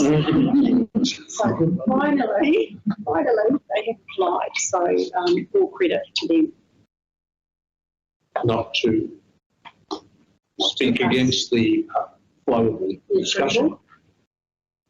I don't really mind. Do we have any other al fresco dining situations where the people applying have no seats inside? I.e. they're not a restaurant or a cafe that has washrooms, toilets, pick up garbage or do anything else. This is the bakery that we approved last month has no toilet. The bakery doesn't have any seating inside. It doesn't have any seating inside. So it's your area that is. Oh, possibly. Just like the bakery doesn't have any seats inside or toilets. Sorry? I was just saying the bakery doesn't have any seats inside or toilets. It's not a restaurant. But they asked for tables and chairs outside, I think it was last month or the month before, at the same time as the I think the issue we have is tables and chairs outside premises that don't actually sell foods or drinks. Well, then, Madam Chair, yes, because historically we've always dealt with al fresco as an extension of a food and beverage operation, a restaurant, a bar, or something else. And while I have no objection to this application, I think it works, and that's all right. I think we are then, and forgive me for not remembering the bakery, but we're moving into another area potentially. I've got my local hardware store, I may want to have coffee, something outside. Through the chair, that is now called a license to occupy, and it's not dealt with under the al fresco dining. Al fresco, you must be selling food or drink, consumables. If you want to plot tables outside your premises, apparently you can. What do we do with caravans selling coffee? Then they have a hawker shop. Mobile license. So they have to be licensed to locate a particular space or any space. A particular area within a certain distance from their closest competitor. That is actually determined when they get their license. Thank you, Kim. And then can they put chairs and tables out? Well, they do, but they're in public open space, so we can address this in our open spaces strategy. Public open space quite often though will also be on private property. So for the likes of the one at the turn off to get called like the old pottery shop, chocolate shop like that. Yes. People tend to have them in beaches, parks, reserves. Yeah. Whereas the one over in Russell, that long beach, one reserve. So that license.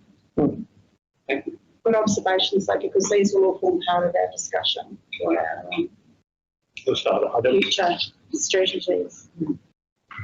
But yes, if you're not selling food and drink, you then apply for a license to occupy. Which is the blue tables. I think it's reporting to that. Thank you. Thank you, Lane. Okay, move myself, seconded by Lane. All those in support?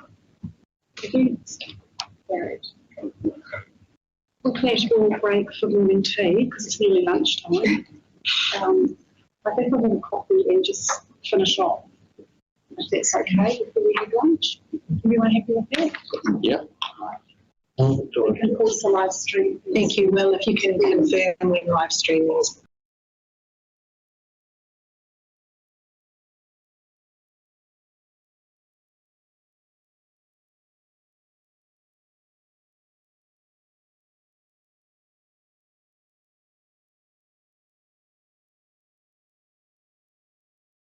Can you confirm when live streaming is paused, please? Thanks, Liz.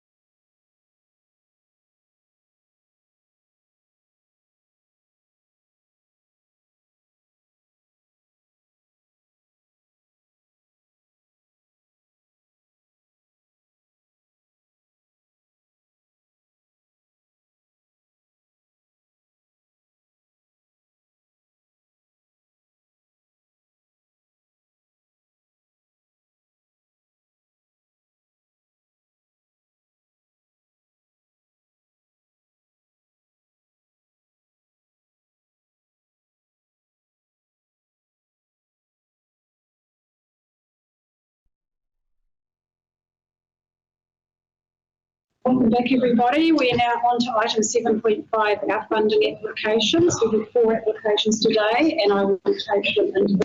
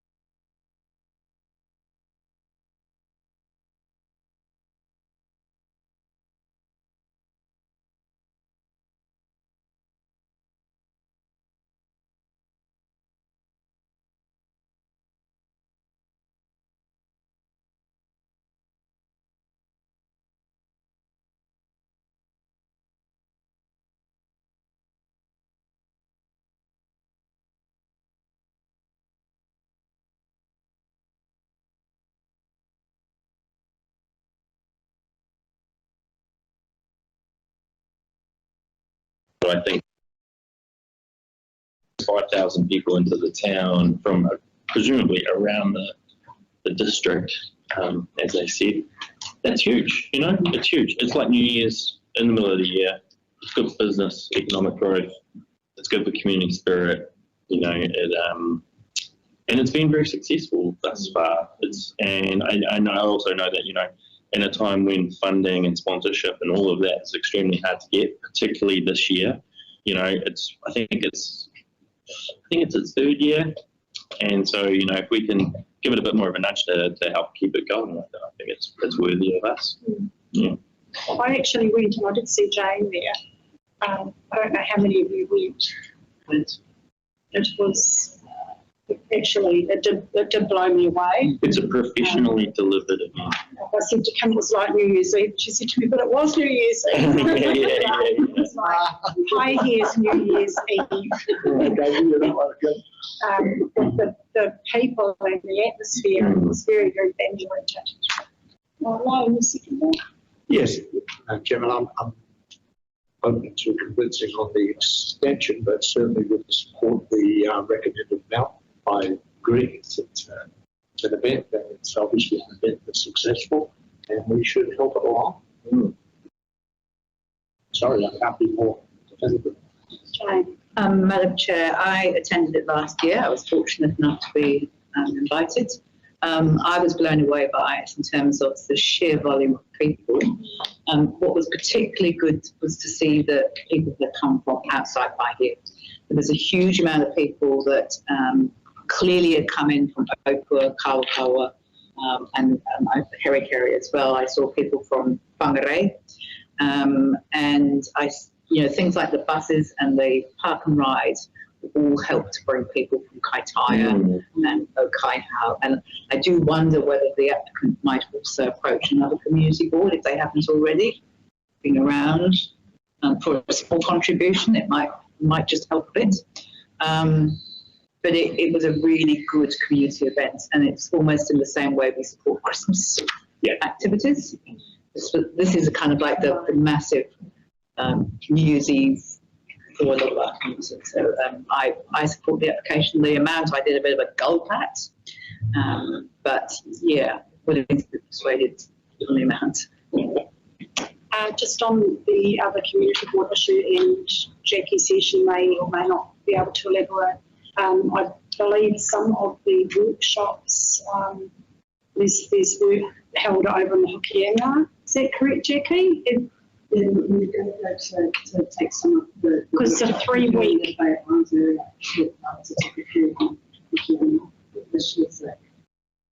People attended the event. Quite wider thing, but really get the buses, we were going to apply for schools like businesses. We're just having to like bomb jam to...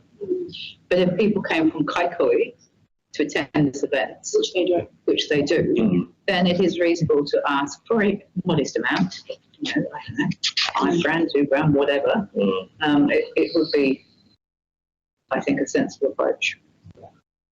Chairman, to put it in some perspective, it's about $1 per person. If we get 70,000 people, it's $1.25 for an event that lasts, I think they run over 3 days. 3 weeks. The whole festival goes over 3 weeks. 3 So, weeks. so you know, This is just a cornerstone, right? Yeah. if you apply that funding over the total number of people that go and over the period of time that the event is, it's good value for money. There we are. Joy. That is a few point. Buy a lot of joy for that. But, you know, there's not a lot of other things that we get asked for that per person are that productive. Yeah. That's right. And sorry, I just will. One last thing I want to mention is that, you know, it might not draw people into the district just yet, but I guarantee that it will as it continues. This is the capability of being something that I think is, you know, if we were to talk about an event strategy for our annual events and things that we should support, this is something that could be a key sort of date in that calendar, and something that we're known for in this area. So, yeah, that's for me.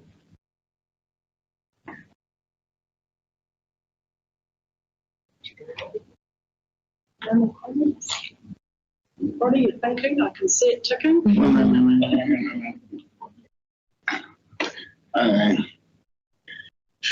I'm trying to think it's not personal. I think one of the things that I've always been skeptic about and didn't really like my culture ending up being about commercialization. I said, this is my culture, this is something that's dear to me. But you know, when I have a look at it, these events that are going on, it's also creating, I suppose, awareness and allows for our culture to be understood a bit more.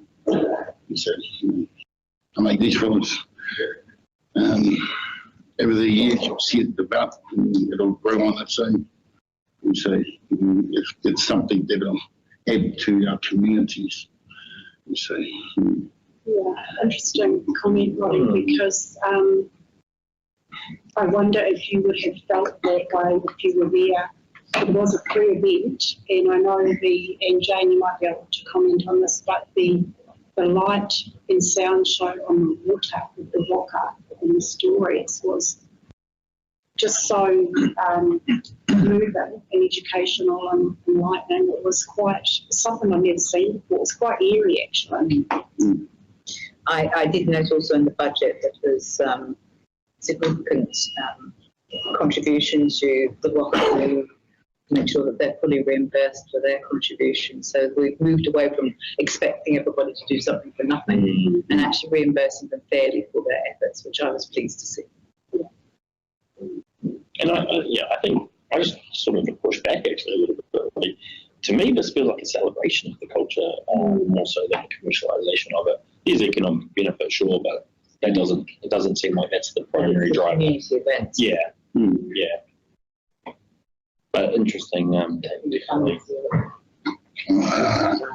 I kind of go back and sit on my moon and look at my dad's grave and coach. And that's why you don't see me at the events, because as you know, my mother comes from. One of my places to go to my mona and acknowledge those who have passed in the last year. And that's why I don't go to the events myself.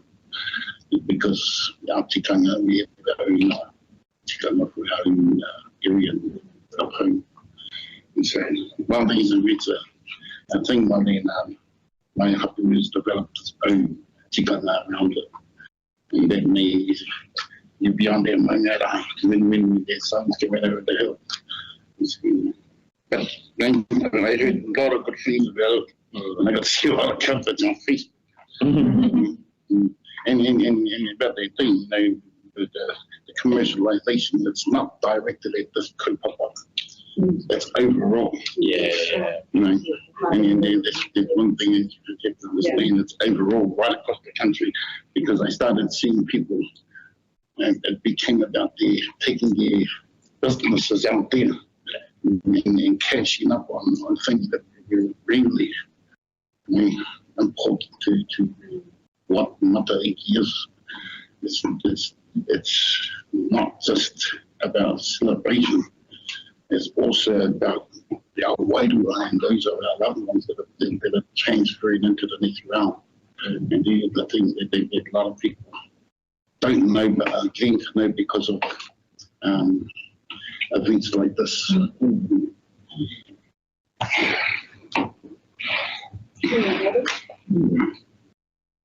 Right, so we have $10,000 on the table. Any consideration for the amendment requested for 22.5?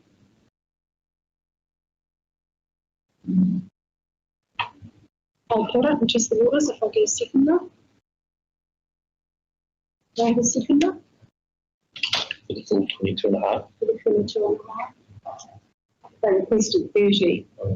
But Ryan asked this morning if we couldn't consider the 22.5, which is the key to the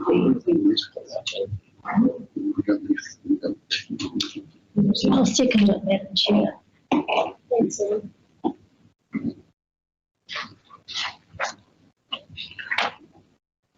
Any further discussion around the amendment?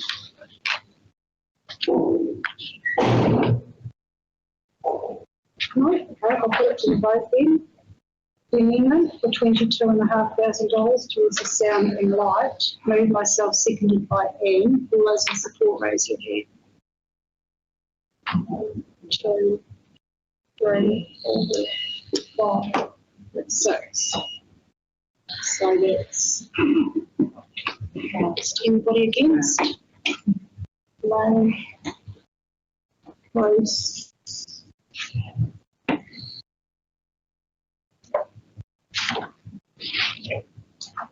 So that's carried. Okay, for 22.5.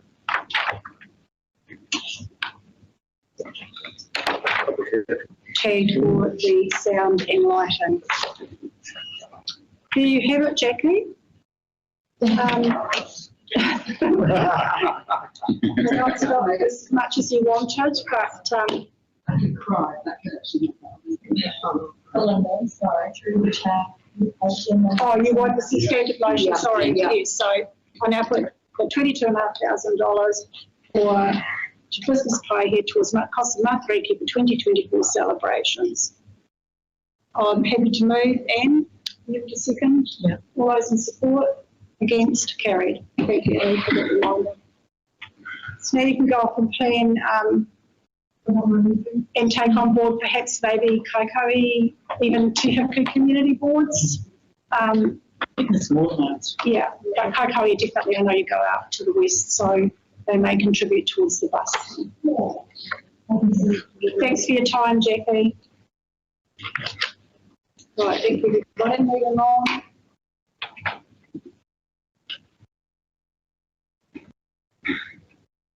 Second one here, we have the Bay of Islands-Whangaroa Community Board approve the sum of $2,500 plus GST if applicable to pay from the board's community fund account to Kaikoura Bowling Club for the installation of sun shelters. Do I have a mover? Jane and Robbie, thank you. Two slides. Yes, everybody's seconded.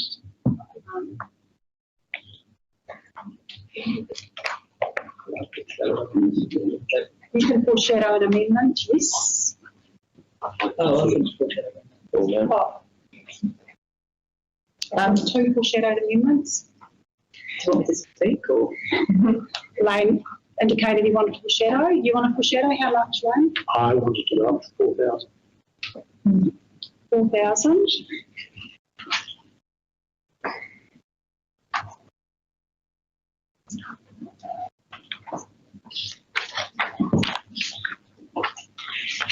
While I'm not a bowler and I'm the chairman, it is an activity that appeals to a large number of people in all our communities. Every bowling club, of course, claims every tournament where everyone moves around. So, but we're going back for it is an activity that is growing for a group of our population. Does Lane have a seconder for that amendment? Tyler, thank you. Jane, did you want to indicate your amendment, the shadow amendment? I wanted to propose that we pay the full amount. Full amount? I think we're quibbling over a couple of $100. And I wanted it noted that they'd already contributed a substantial amount to the concrete, which they paid for themselves, which they forgot to put in their application form as their contribution. Yeah. And the other thing I'd like to do is move it as into our placemaking budget, because this is a place for this community. And then you haven't got quite the strict rules of the 50-50%. So for those reasons, I'd like to propose we push it on for the full amount. Then. I have no problem. You happy? Totally. Tyler, are you happy? Yeah, be fine. Full amount, so that's 485. And then some placemaking. And it's the placemaking. Makes sense with the community input, with the club rooms and the work already done, so that we fund it.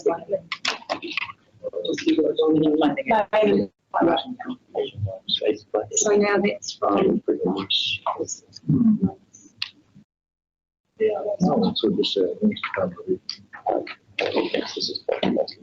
Any more discussion around this application? Lane, no. And with that, Tyler? I mean, I just thought from the line of questioning from the fellow members of the board, it was pretty clear that there was some support here. It was people were trying to point them in the right direction from the get-go, and I think we all see the merits of this. Okay, so with that, I'll put the amendment, move Lane, seconded Tyler, for the full amount, $4,485 from our placemaking fund towards Kawakawa Bowling Club's installation of sun shelters. All those in support? Against? Carried? If you're happy to move that as a substantive motion, Lane and Tyler? Yes. All those in support of this substantive motion for the 4,485? Against? Carried. Okay. Next we have Islands-Whangaroa Community Board approved a sum of $5,000 plus GST if applicable to pay from the board's community grant fund to Kitty Theatre Company towards the production costs of Little Shop of Horrors. Do I have a mover?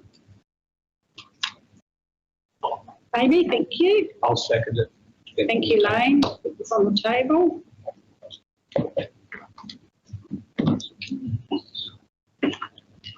This mover, Amy, would you like to start the discussion?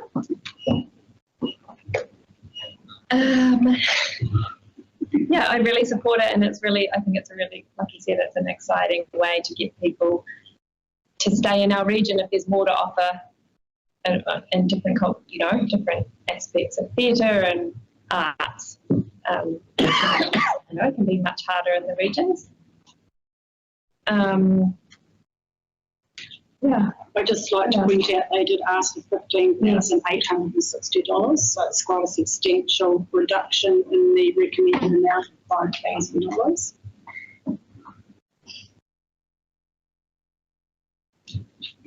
I would be keen to increase that if people would be interested in that.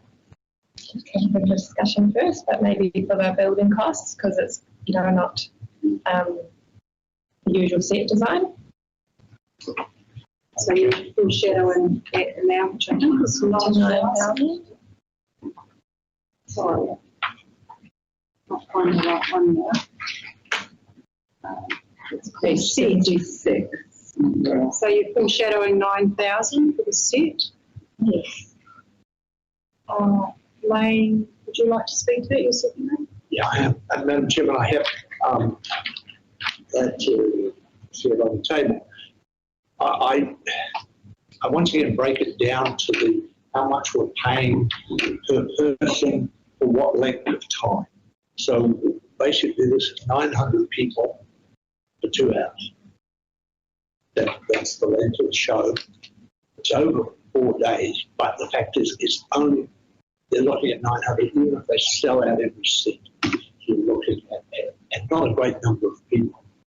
The cost of this production is $75,000. A third of that is the facility here, which is, I just struggle with it. There's a little theatre just north of here called the Little Black Box Theatre that they put on shows. And I think we're handicapping some of the theatrical things with the cost of this facility. And we need to address that at some point. But I do, as I say, I just look at whatever we agreed to do, if anything, for this. It needs to be in line with the number of people that will benefit from the cost, or from our donation to the. So are you seconding the amount of $9,000? No, I am not. No, okay. Do I have a seconder? Thanks, Lane. Do I have a seconder for the amendment, $9,000 towards the construction of the set? I will. Sorry, Em, was it you? I will, yeah. Thank you. I'm trying not to vote, as you know, Yes, but I I want to get these things on the table so that we have a debate. I was thinking, like, yes, it might be 900 people, but you don't know the long-term impact of it. And okay. Some of those people who might be inspired, or it might be that, I mean, I want to donate to everybody, but I was just thinking, like you said, like there's like it's an integration of the kapahaka and the whangarei, so it's kind of broadening. It's a bit different to the usual. And it might inspire future theatre musical productions, which are amazing, and a lot of work. You're asking me for a subsidy for the children's programs. I would be on board.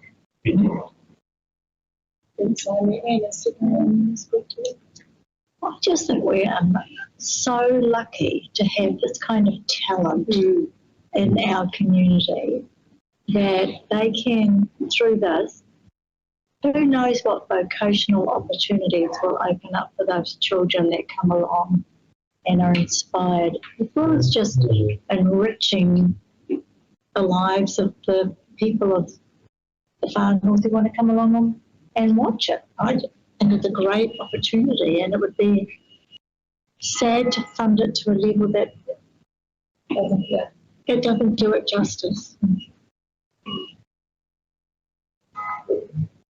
Hey. Yeah, Madam Chair, but I just want to add Sorry, the same. Councillor. I just wanted to add that the intention is to have these types of shows in the area, and you're going to get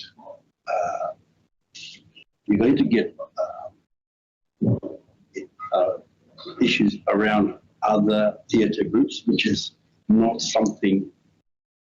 We're not creating a competitiveness, but what we're doing is we're endorsing any live show, whether it be music or performance, in our area to enable our youth and our communities to not only participate, because there's some that can participate, but also to just have that opportunity to do these sort of shows.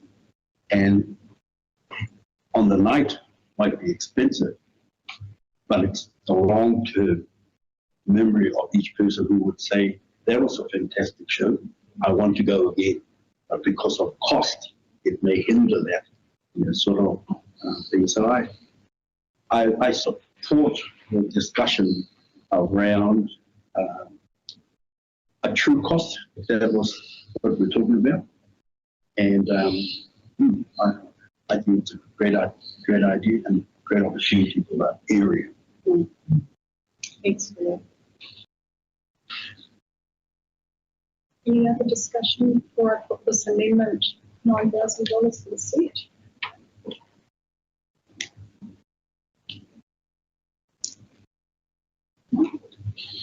I have to say, I think with the talent behind this gentleman that was here today, I hope that it does go ahead and it is a success, because certainly to have those sort of people living in our area and contributing is, I believe it like Anne, I grew up, going to live shows and ballets, and used to billet people at home, and it was the most amazing experience. And although I don't really have, I can't sing a note in tune or anything, I certainly have a passion for particularly for musicals and that sort of thing. And I think, to engage in any of those sort of the culture and arts like in that way.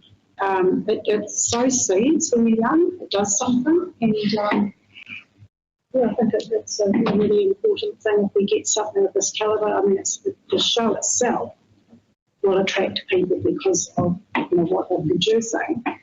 I just hope that they can make it a great success, because I think particularly for the school kids, and like Wayne, if we were subsidising a whole bunch of schools, we wouldn't be hesitating, would we?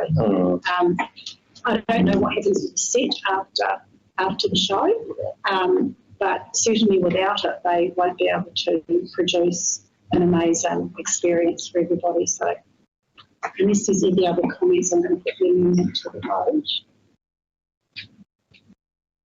No? Okay. So moved by Amy, seconded by Anne. The amendment was for $9,000. The Kitty Theatre Company towards the production of the Little Shop of Horrors. All those in support, raise your hands. Okay, carried. Now put the amendment. Amy and Anne, happy for that to be the substantive motion. $9,000. All those in support? Carried. Right, and our final application is a recommendation of $5,000 from the board's placemaking fund account to Ngā Tangariki o Ngāti Pini Trust towards the walkway access and beautification. And I know everyone's going to want to move this, so we'll take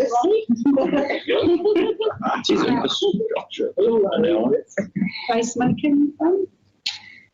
So infrastructure is the category title that Catherine tags it toward. Yeah. Sorry, apologies. Sorry, Jane, seconder. Any discussion around this?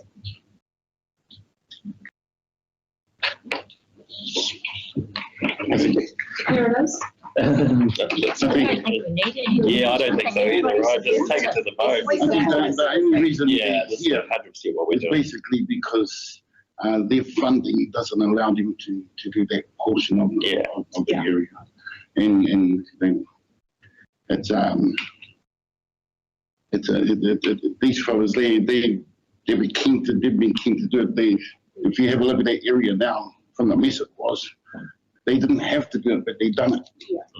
And if you go there now where you see this thing, it's already counted in nature. So basically all they really want is because people going in there with their weed eaters and they're scarring the trees, and that's causing their native to die. So these are trees that were given by the college, and that's what they really want to do is make sure it stays beautiful for a long time, which takes the responsibility of them having to do the mahi all the time.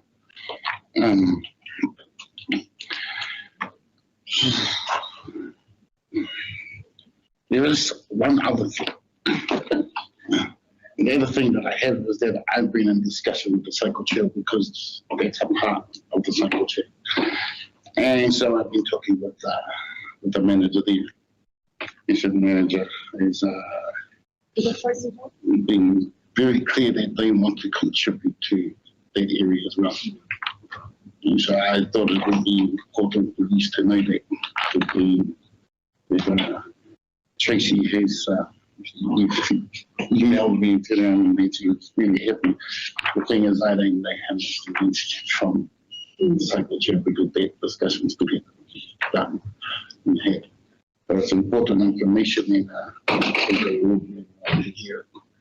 Yeah, and Susie did say that the idea was to connect this with the cycleway at some point, so I guess there will be some works required for cycleway in for the connectivity of the board. So, and my question in relation to Doc Green and the ownership of the asset was really looking toward future maintenance, bearing in mind that it's going to be going into that damp type of area. And over the years, the community board has contributed to the coastal Okiato walkway areas and Dockland Regional Council jurisdiction. And we don't actually, as a community board, we're spending district council ratepay funds in areas, and so, I'd like to see obviously DOC step up, and regional council are dealing with weeds and assisting there, or at least that's something, because the difficulty we have in trying to get people to do things in our district. So I just hope that the tuna is a better drawing than the one on the roundabout for the toner, so we don't get some negative feedback on that. That's my only comment. I think this is a great community collaborative moving of our placemaking. We talk about bang for buck. Yeah. $5,000. That's right. Yeah. Far out. That's going to be awesome. I mean, it's just the council painful, but the whole concept is wonderful. Yeah. Sorry, but that's exactly, the cost benefit ratio on that is terrific. Yeah. I think we've got to be very proud about communities. We've got groups in a number of places that are doing stuff like this, and you've got to just hold them in awe. You really put it to the bottom. It's exactly the sort of project we should be funding. Yeah, you're right. It is. Yeah. Okay, so no one's speaking against this. All in support. Moved, Roddy, seconded by Jane. All those in support for $5,000, raise your hands. Against? Carried unanimously. Thank you. That finishes our funding applications for the day. Thank you, Catherine. We do have rural travel funding. Yes. Did you have any queries from those? No, thank you. I had a query. Are you good? Yeah, I'm confused by the disproportionate pro-ratering, in that you've got two really big schools with quite a large number of students, and yet they seem to get quite a small amount, so very small groups get. Part of it is because not everything we're doing is actually covered under this. So Okay. they can actually go to Manwa funding or small funding. Okay. And so we're working with them for that as well. Okay, thank you. Good answer. So it's hobbled, but thank you very much, everyone. Really appreciate it. Thanks, Kendra. Item 7.6, project funding reports. I move the recommendation that the Bay of Islands-Whangaroa Community Board note that project reports received from 1 Northern Dance for Alice-in-Wonderland, 2 Business Pay here for the Christmas of 2023, and 3 Kitty Kitty Business Association for the Main Street Flower Baskets. Do I have a second there? Bruce? Any requests around this? That's requests, sorry, any discussion around these? I'm just a bit disappointed in the lack of acknowledgement from Alice.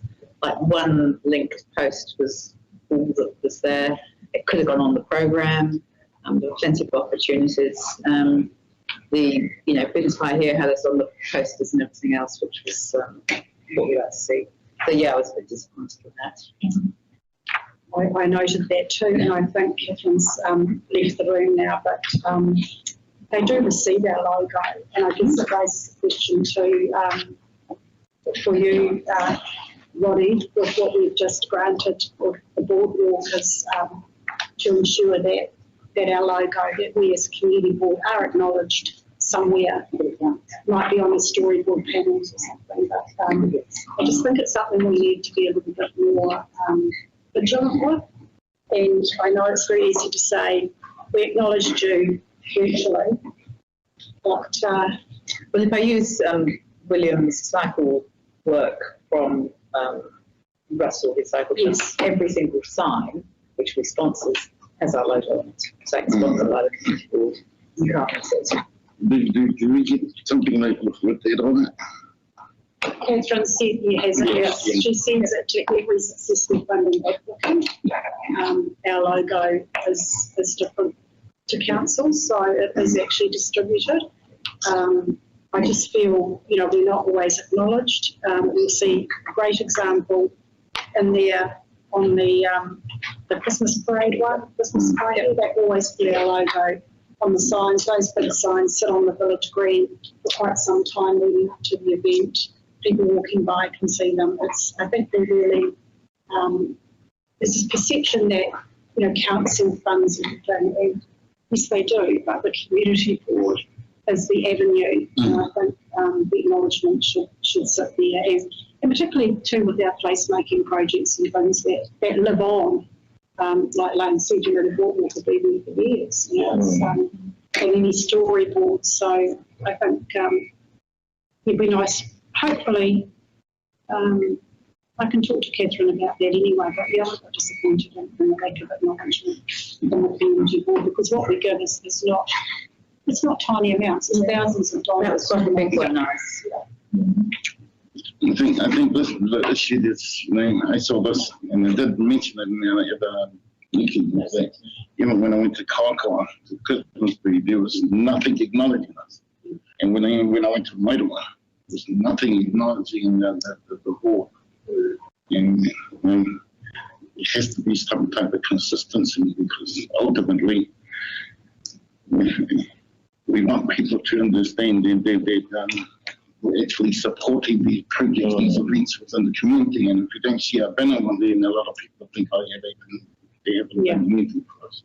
And I think it takes away from the connection that we have with our communities. Yeah. And ironically, one of the feedbacks on the rates rise was, and how dare you, the council give Kerry hanging baskets without rate marks. So actually, the Business Association put an awful lot of their own money in, and we gave them the grants. But it wasn't necessarily, The person that made that comment must have come to Kerry to see them. Yeah, I know, that's beautiful actually. Probably not. Can I just make a comment on that? Kerry is the only town in the entire Far North District that had a targeted rate for town beautification. Every single other town got their beautification out of the general rates. Oh, sorry, I just going to read the I here does have a targeted rate, but it goes directly to folks.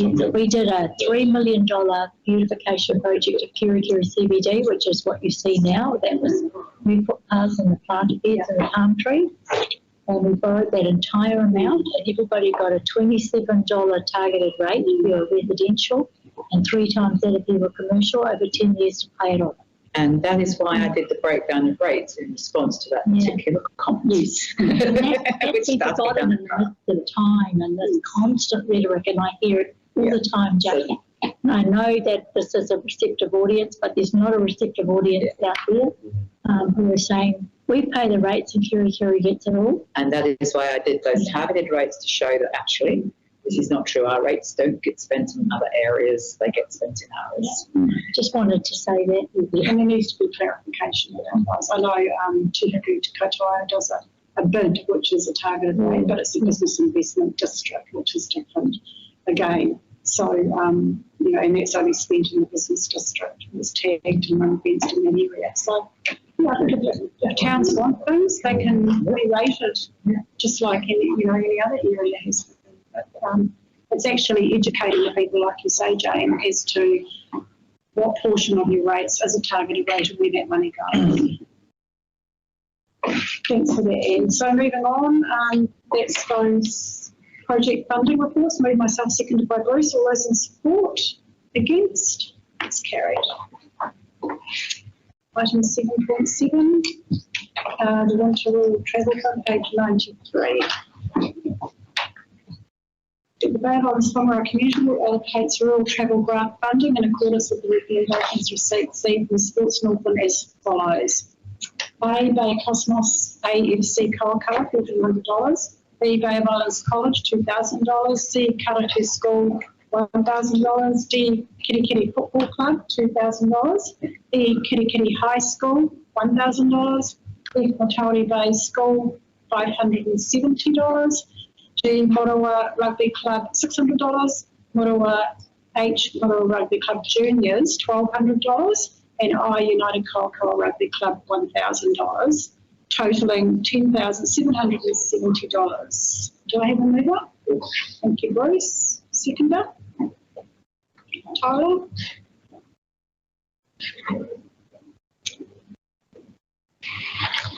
Any discussion around this? We did our agenda preview. There was a couple of errors in that because of the lane, but we spotted them, a couple that were actually out of our area. On page 926, you'll see the table. I'll put that to the vote. All those in support? Against? That's carried. That is, used to be, isn't it? Yeah.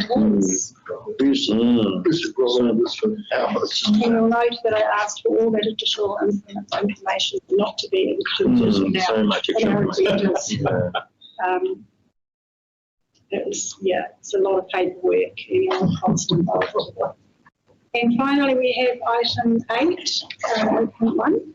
The Bay of Islands-Whangaroa Community Board received the Bay of Islands-Whangaroa Community Board April Open Resolution Report. Do I have a mover? Thank you, Jane. Second, Elaine. Yes. Thank you. And Jane, second, Elaine.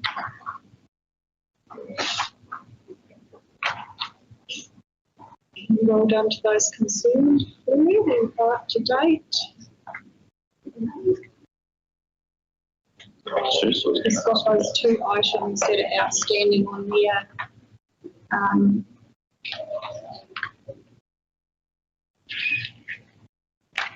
Roddy, you didn't want to speak to Simpson Park?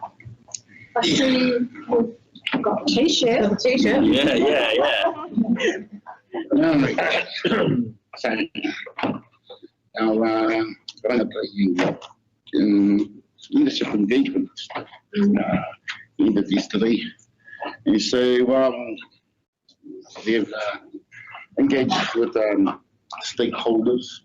A whole lot of our youth. We've held events there, bringing barbecues and things to bring in the youth so they could have the conversation with them. As well as go through all the training, I'm really proud of what they've accomplished. We went from a pack of children, one was down all over the place to a really close knit team. And it's thanks to healthy families, and of course William, and the mentorship. And we had another young man, his name's Amor, but I've forgotten his surname. And he's actually from here in Clergy. And so he took part in the I think they did a reserve management plan here too.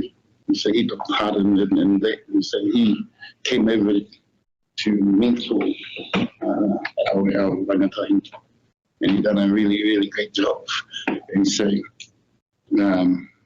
from here, Robin uplifted those designs to go back and then put it all together.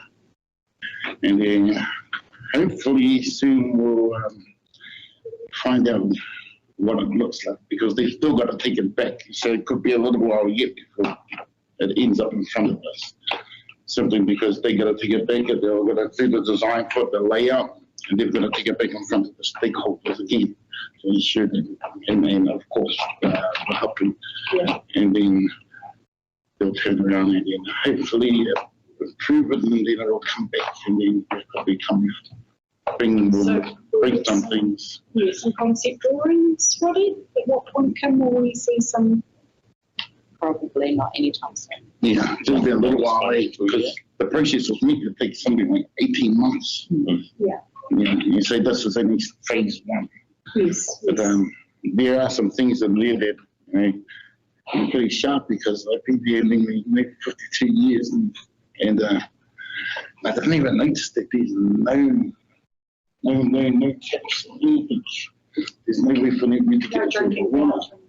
Fountains, there's no rubber stones. And so these kids pointed out things that have been right in front of all us adults, and we didn't even see it. And so yeah, really appreciative to council for the certificates that were issued yesterday. So we made a send them on things. So each child that took part in, and this activity was given a T-shirt and a certificate.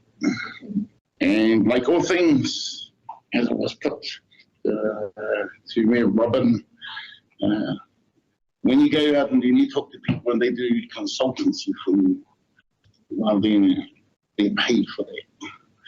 And so they feel it's not me, I don't have anything to do with it. Simply a person turning around and they said that it should be no different with our children. they're using their expertise to go out and talk to other youth and engaging with the public. So I think they gave them a rate, I think it was $30 a meeting. So apart from that, we're just going to have to wait. And as for the t-shirt, I thought I had one over on them. We say all of our rangatahi received the certificate in the t-shirt bar one, and that was because he is employed by healthy families, and that was Amorangi. And so I thought I was going to upstage him, and then when I found that he wasn't going to receive simply, so I turned around and I went and I got him a taonga made, special taonga. And so gave it the name Whananga. Whananga meaning connections, because the connections he's forged there with our rangatahi and including with our community. And we didn't want him to leave there without acknowledging that connection. Yeah, that's about it for now. Excellent, thanks for that, Robbie. I did see the pictures on Facebook and the positive comments. It's wonderful. I just, my concern around moving forward with the project is to ensure, and we will be having a long-term plan discussion after lunch, but I guess I'm asking you, Kim, that we need to consider how we ensure that we tag our placemaking, this financial year's placemaking fund, so that we as a board allow the flow to continue, because the problem with placemaking, as Jane is fully aware of and she's still trying to get things off the ground, is that without continuity we lose the enthusiasm and volunteerism and the momentum. So I'm just sowing that seed without preempting where the money's going to go, but my personal assumption is that that's our next cab off the rank project. And when we start, I think our placemaking funding is only in the long-term plan for 1 year, Kim, but I'll have to follow up on that. I'm not 100% sure. I'd need to have a look at that. So if our placemaking fund is at risk of not being renewed moving forward, we need to ensure that these types of projects that we have promised to assist in delivering within a community and supporting Roddy in doing so are a success. Just like when we're funding our community grant applicants, I would like to think that consideration to success of what we're funding is an outcome. Madam Chair, I think we should fight for our placemaking budget very hard. I think it's an opportunity for council to actually get way better bang for their buck. They face criticism about how much it costs to get contractors to do things and how much they're being overcharged. Yes. This is a great way to get the community to actually contribute to, fair pricing, volunteer labour, and actually get really good bang for the buck. The council can still be involved and assist and support, but it gives the community some level of seeing progress made with council involvement at an affordable level that's very minimal cost to the council. $300,000 is not a lot of money to get quite a lot of projects underway that the council can't afford to do, and that's the reality. If the council tried to do these projects, they would never get done. So I really think we need to make that very strongly in our submission when we do that today. 100% touch with that. I just add from the other side of the table, it's not $300,000, it's $1 million, because there's three of you. And that's we get 100,000 a year.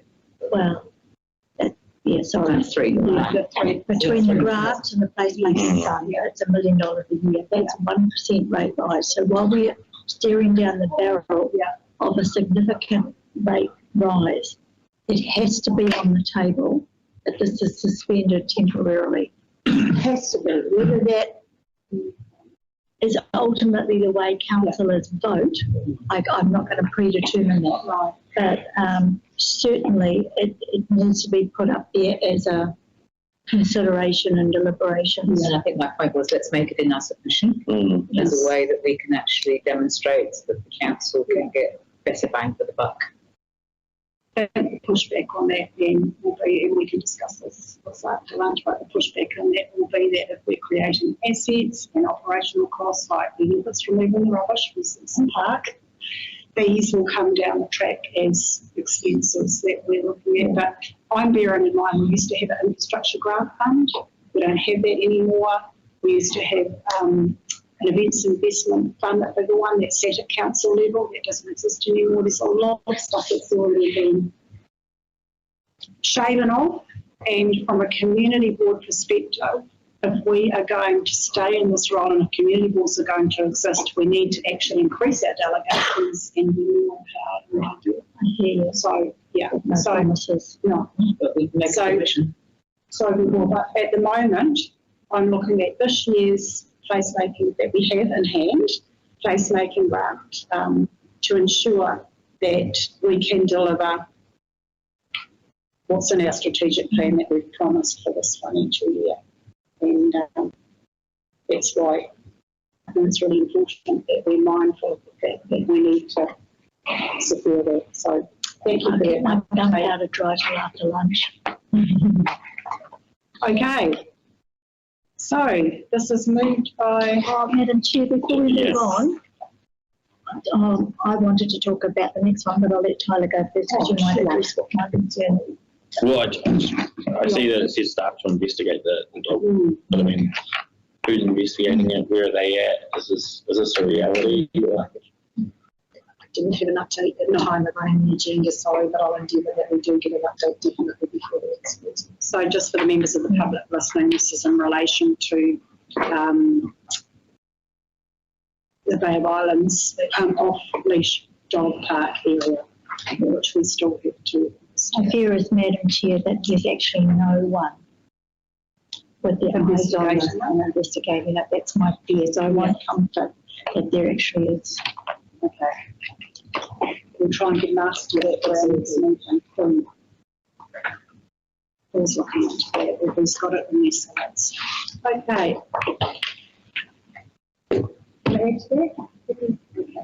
So moved by Jane, seconded by Lane, always in support of the information report. Carried. And that is the end of our meeting. So thank you to all of those who have joined us today. And I will ask member Roddy Pihima to close us with a karakia, please. You know, Tata, you did not want to come and wait with the women, the woman, the man, it took the way. The man, I went to go over to go out on the Apuri Poli, the Mutunan, the Magiote, Matu Tama, the way with the women, and the woman with the man, it took the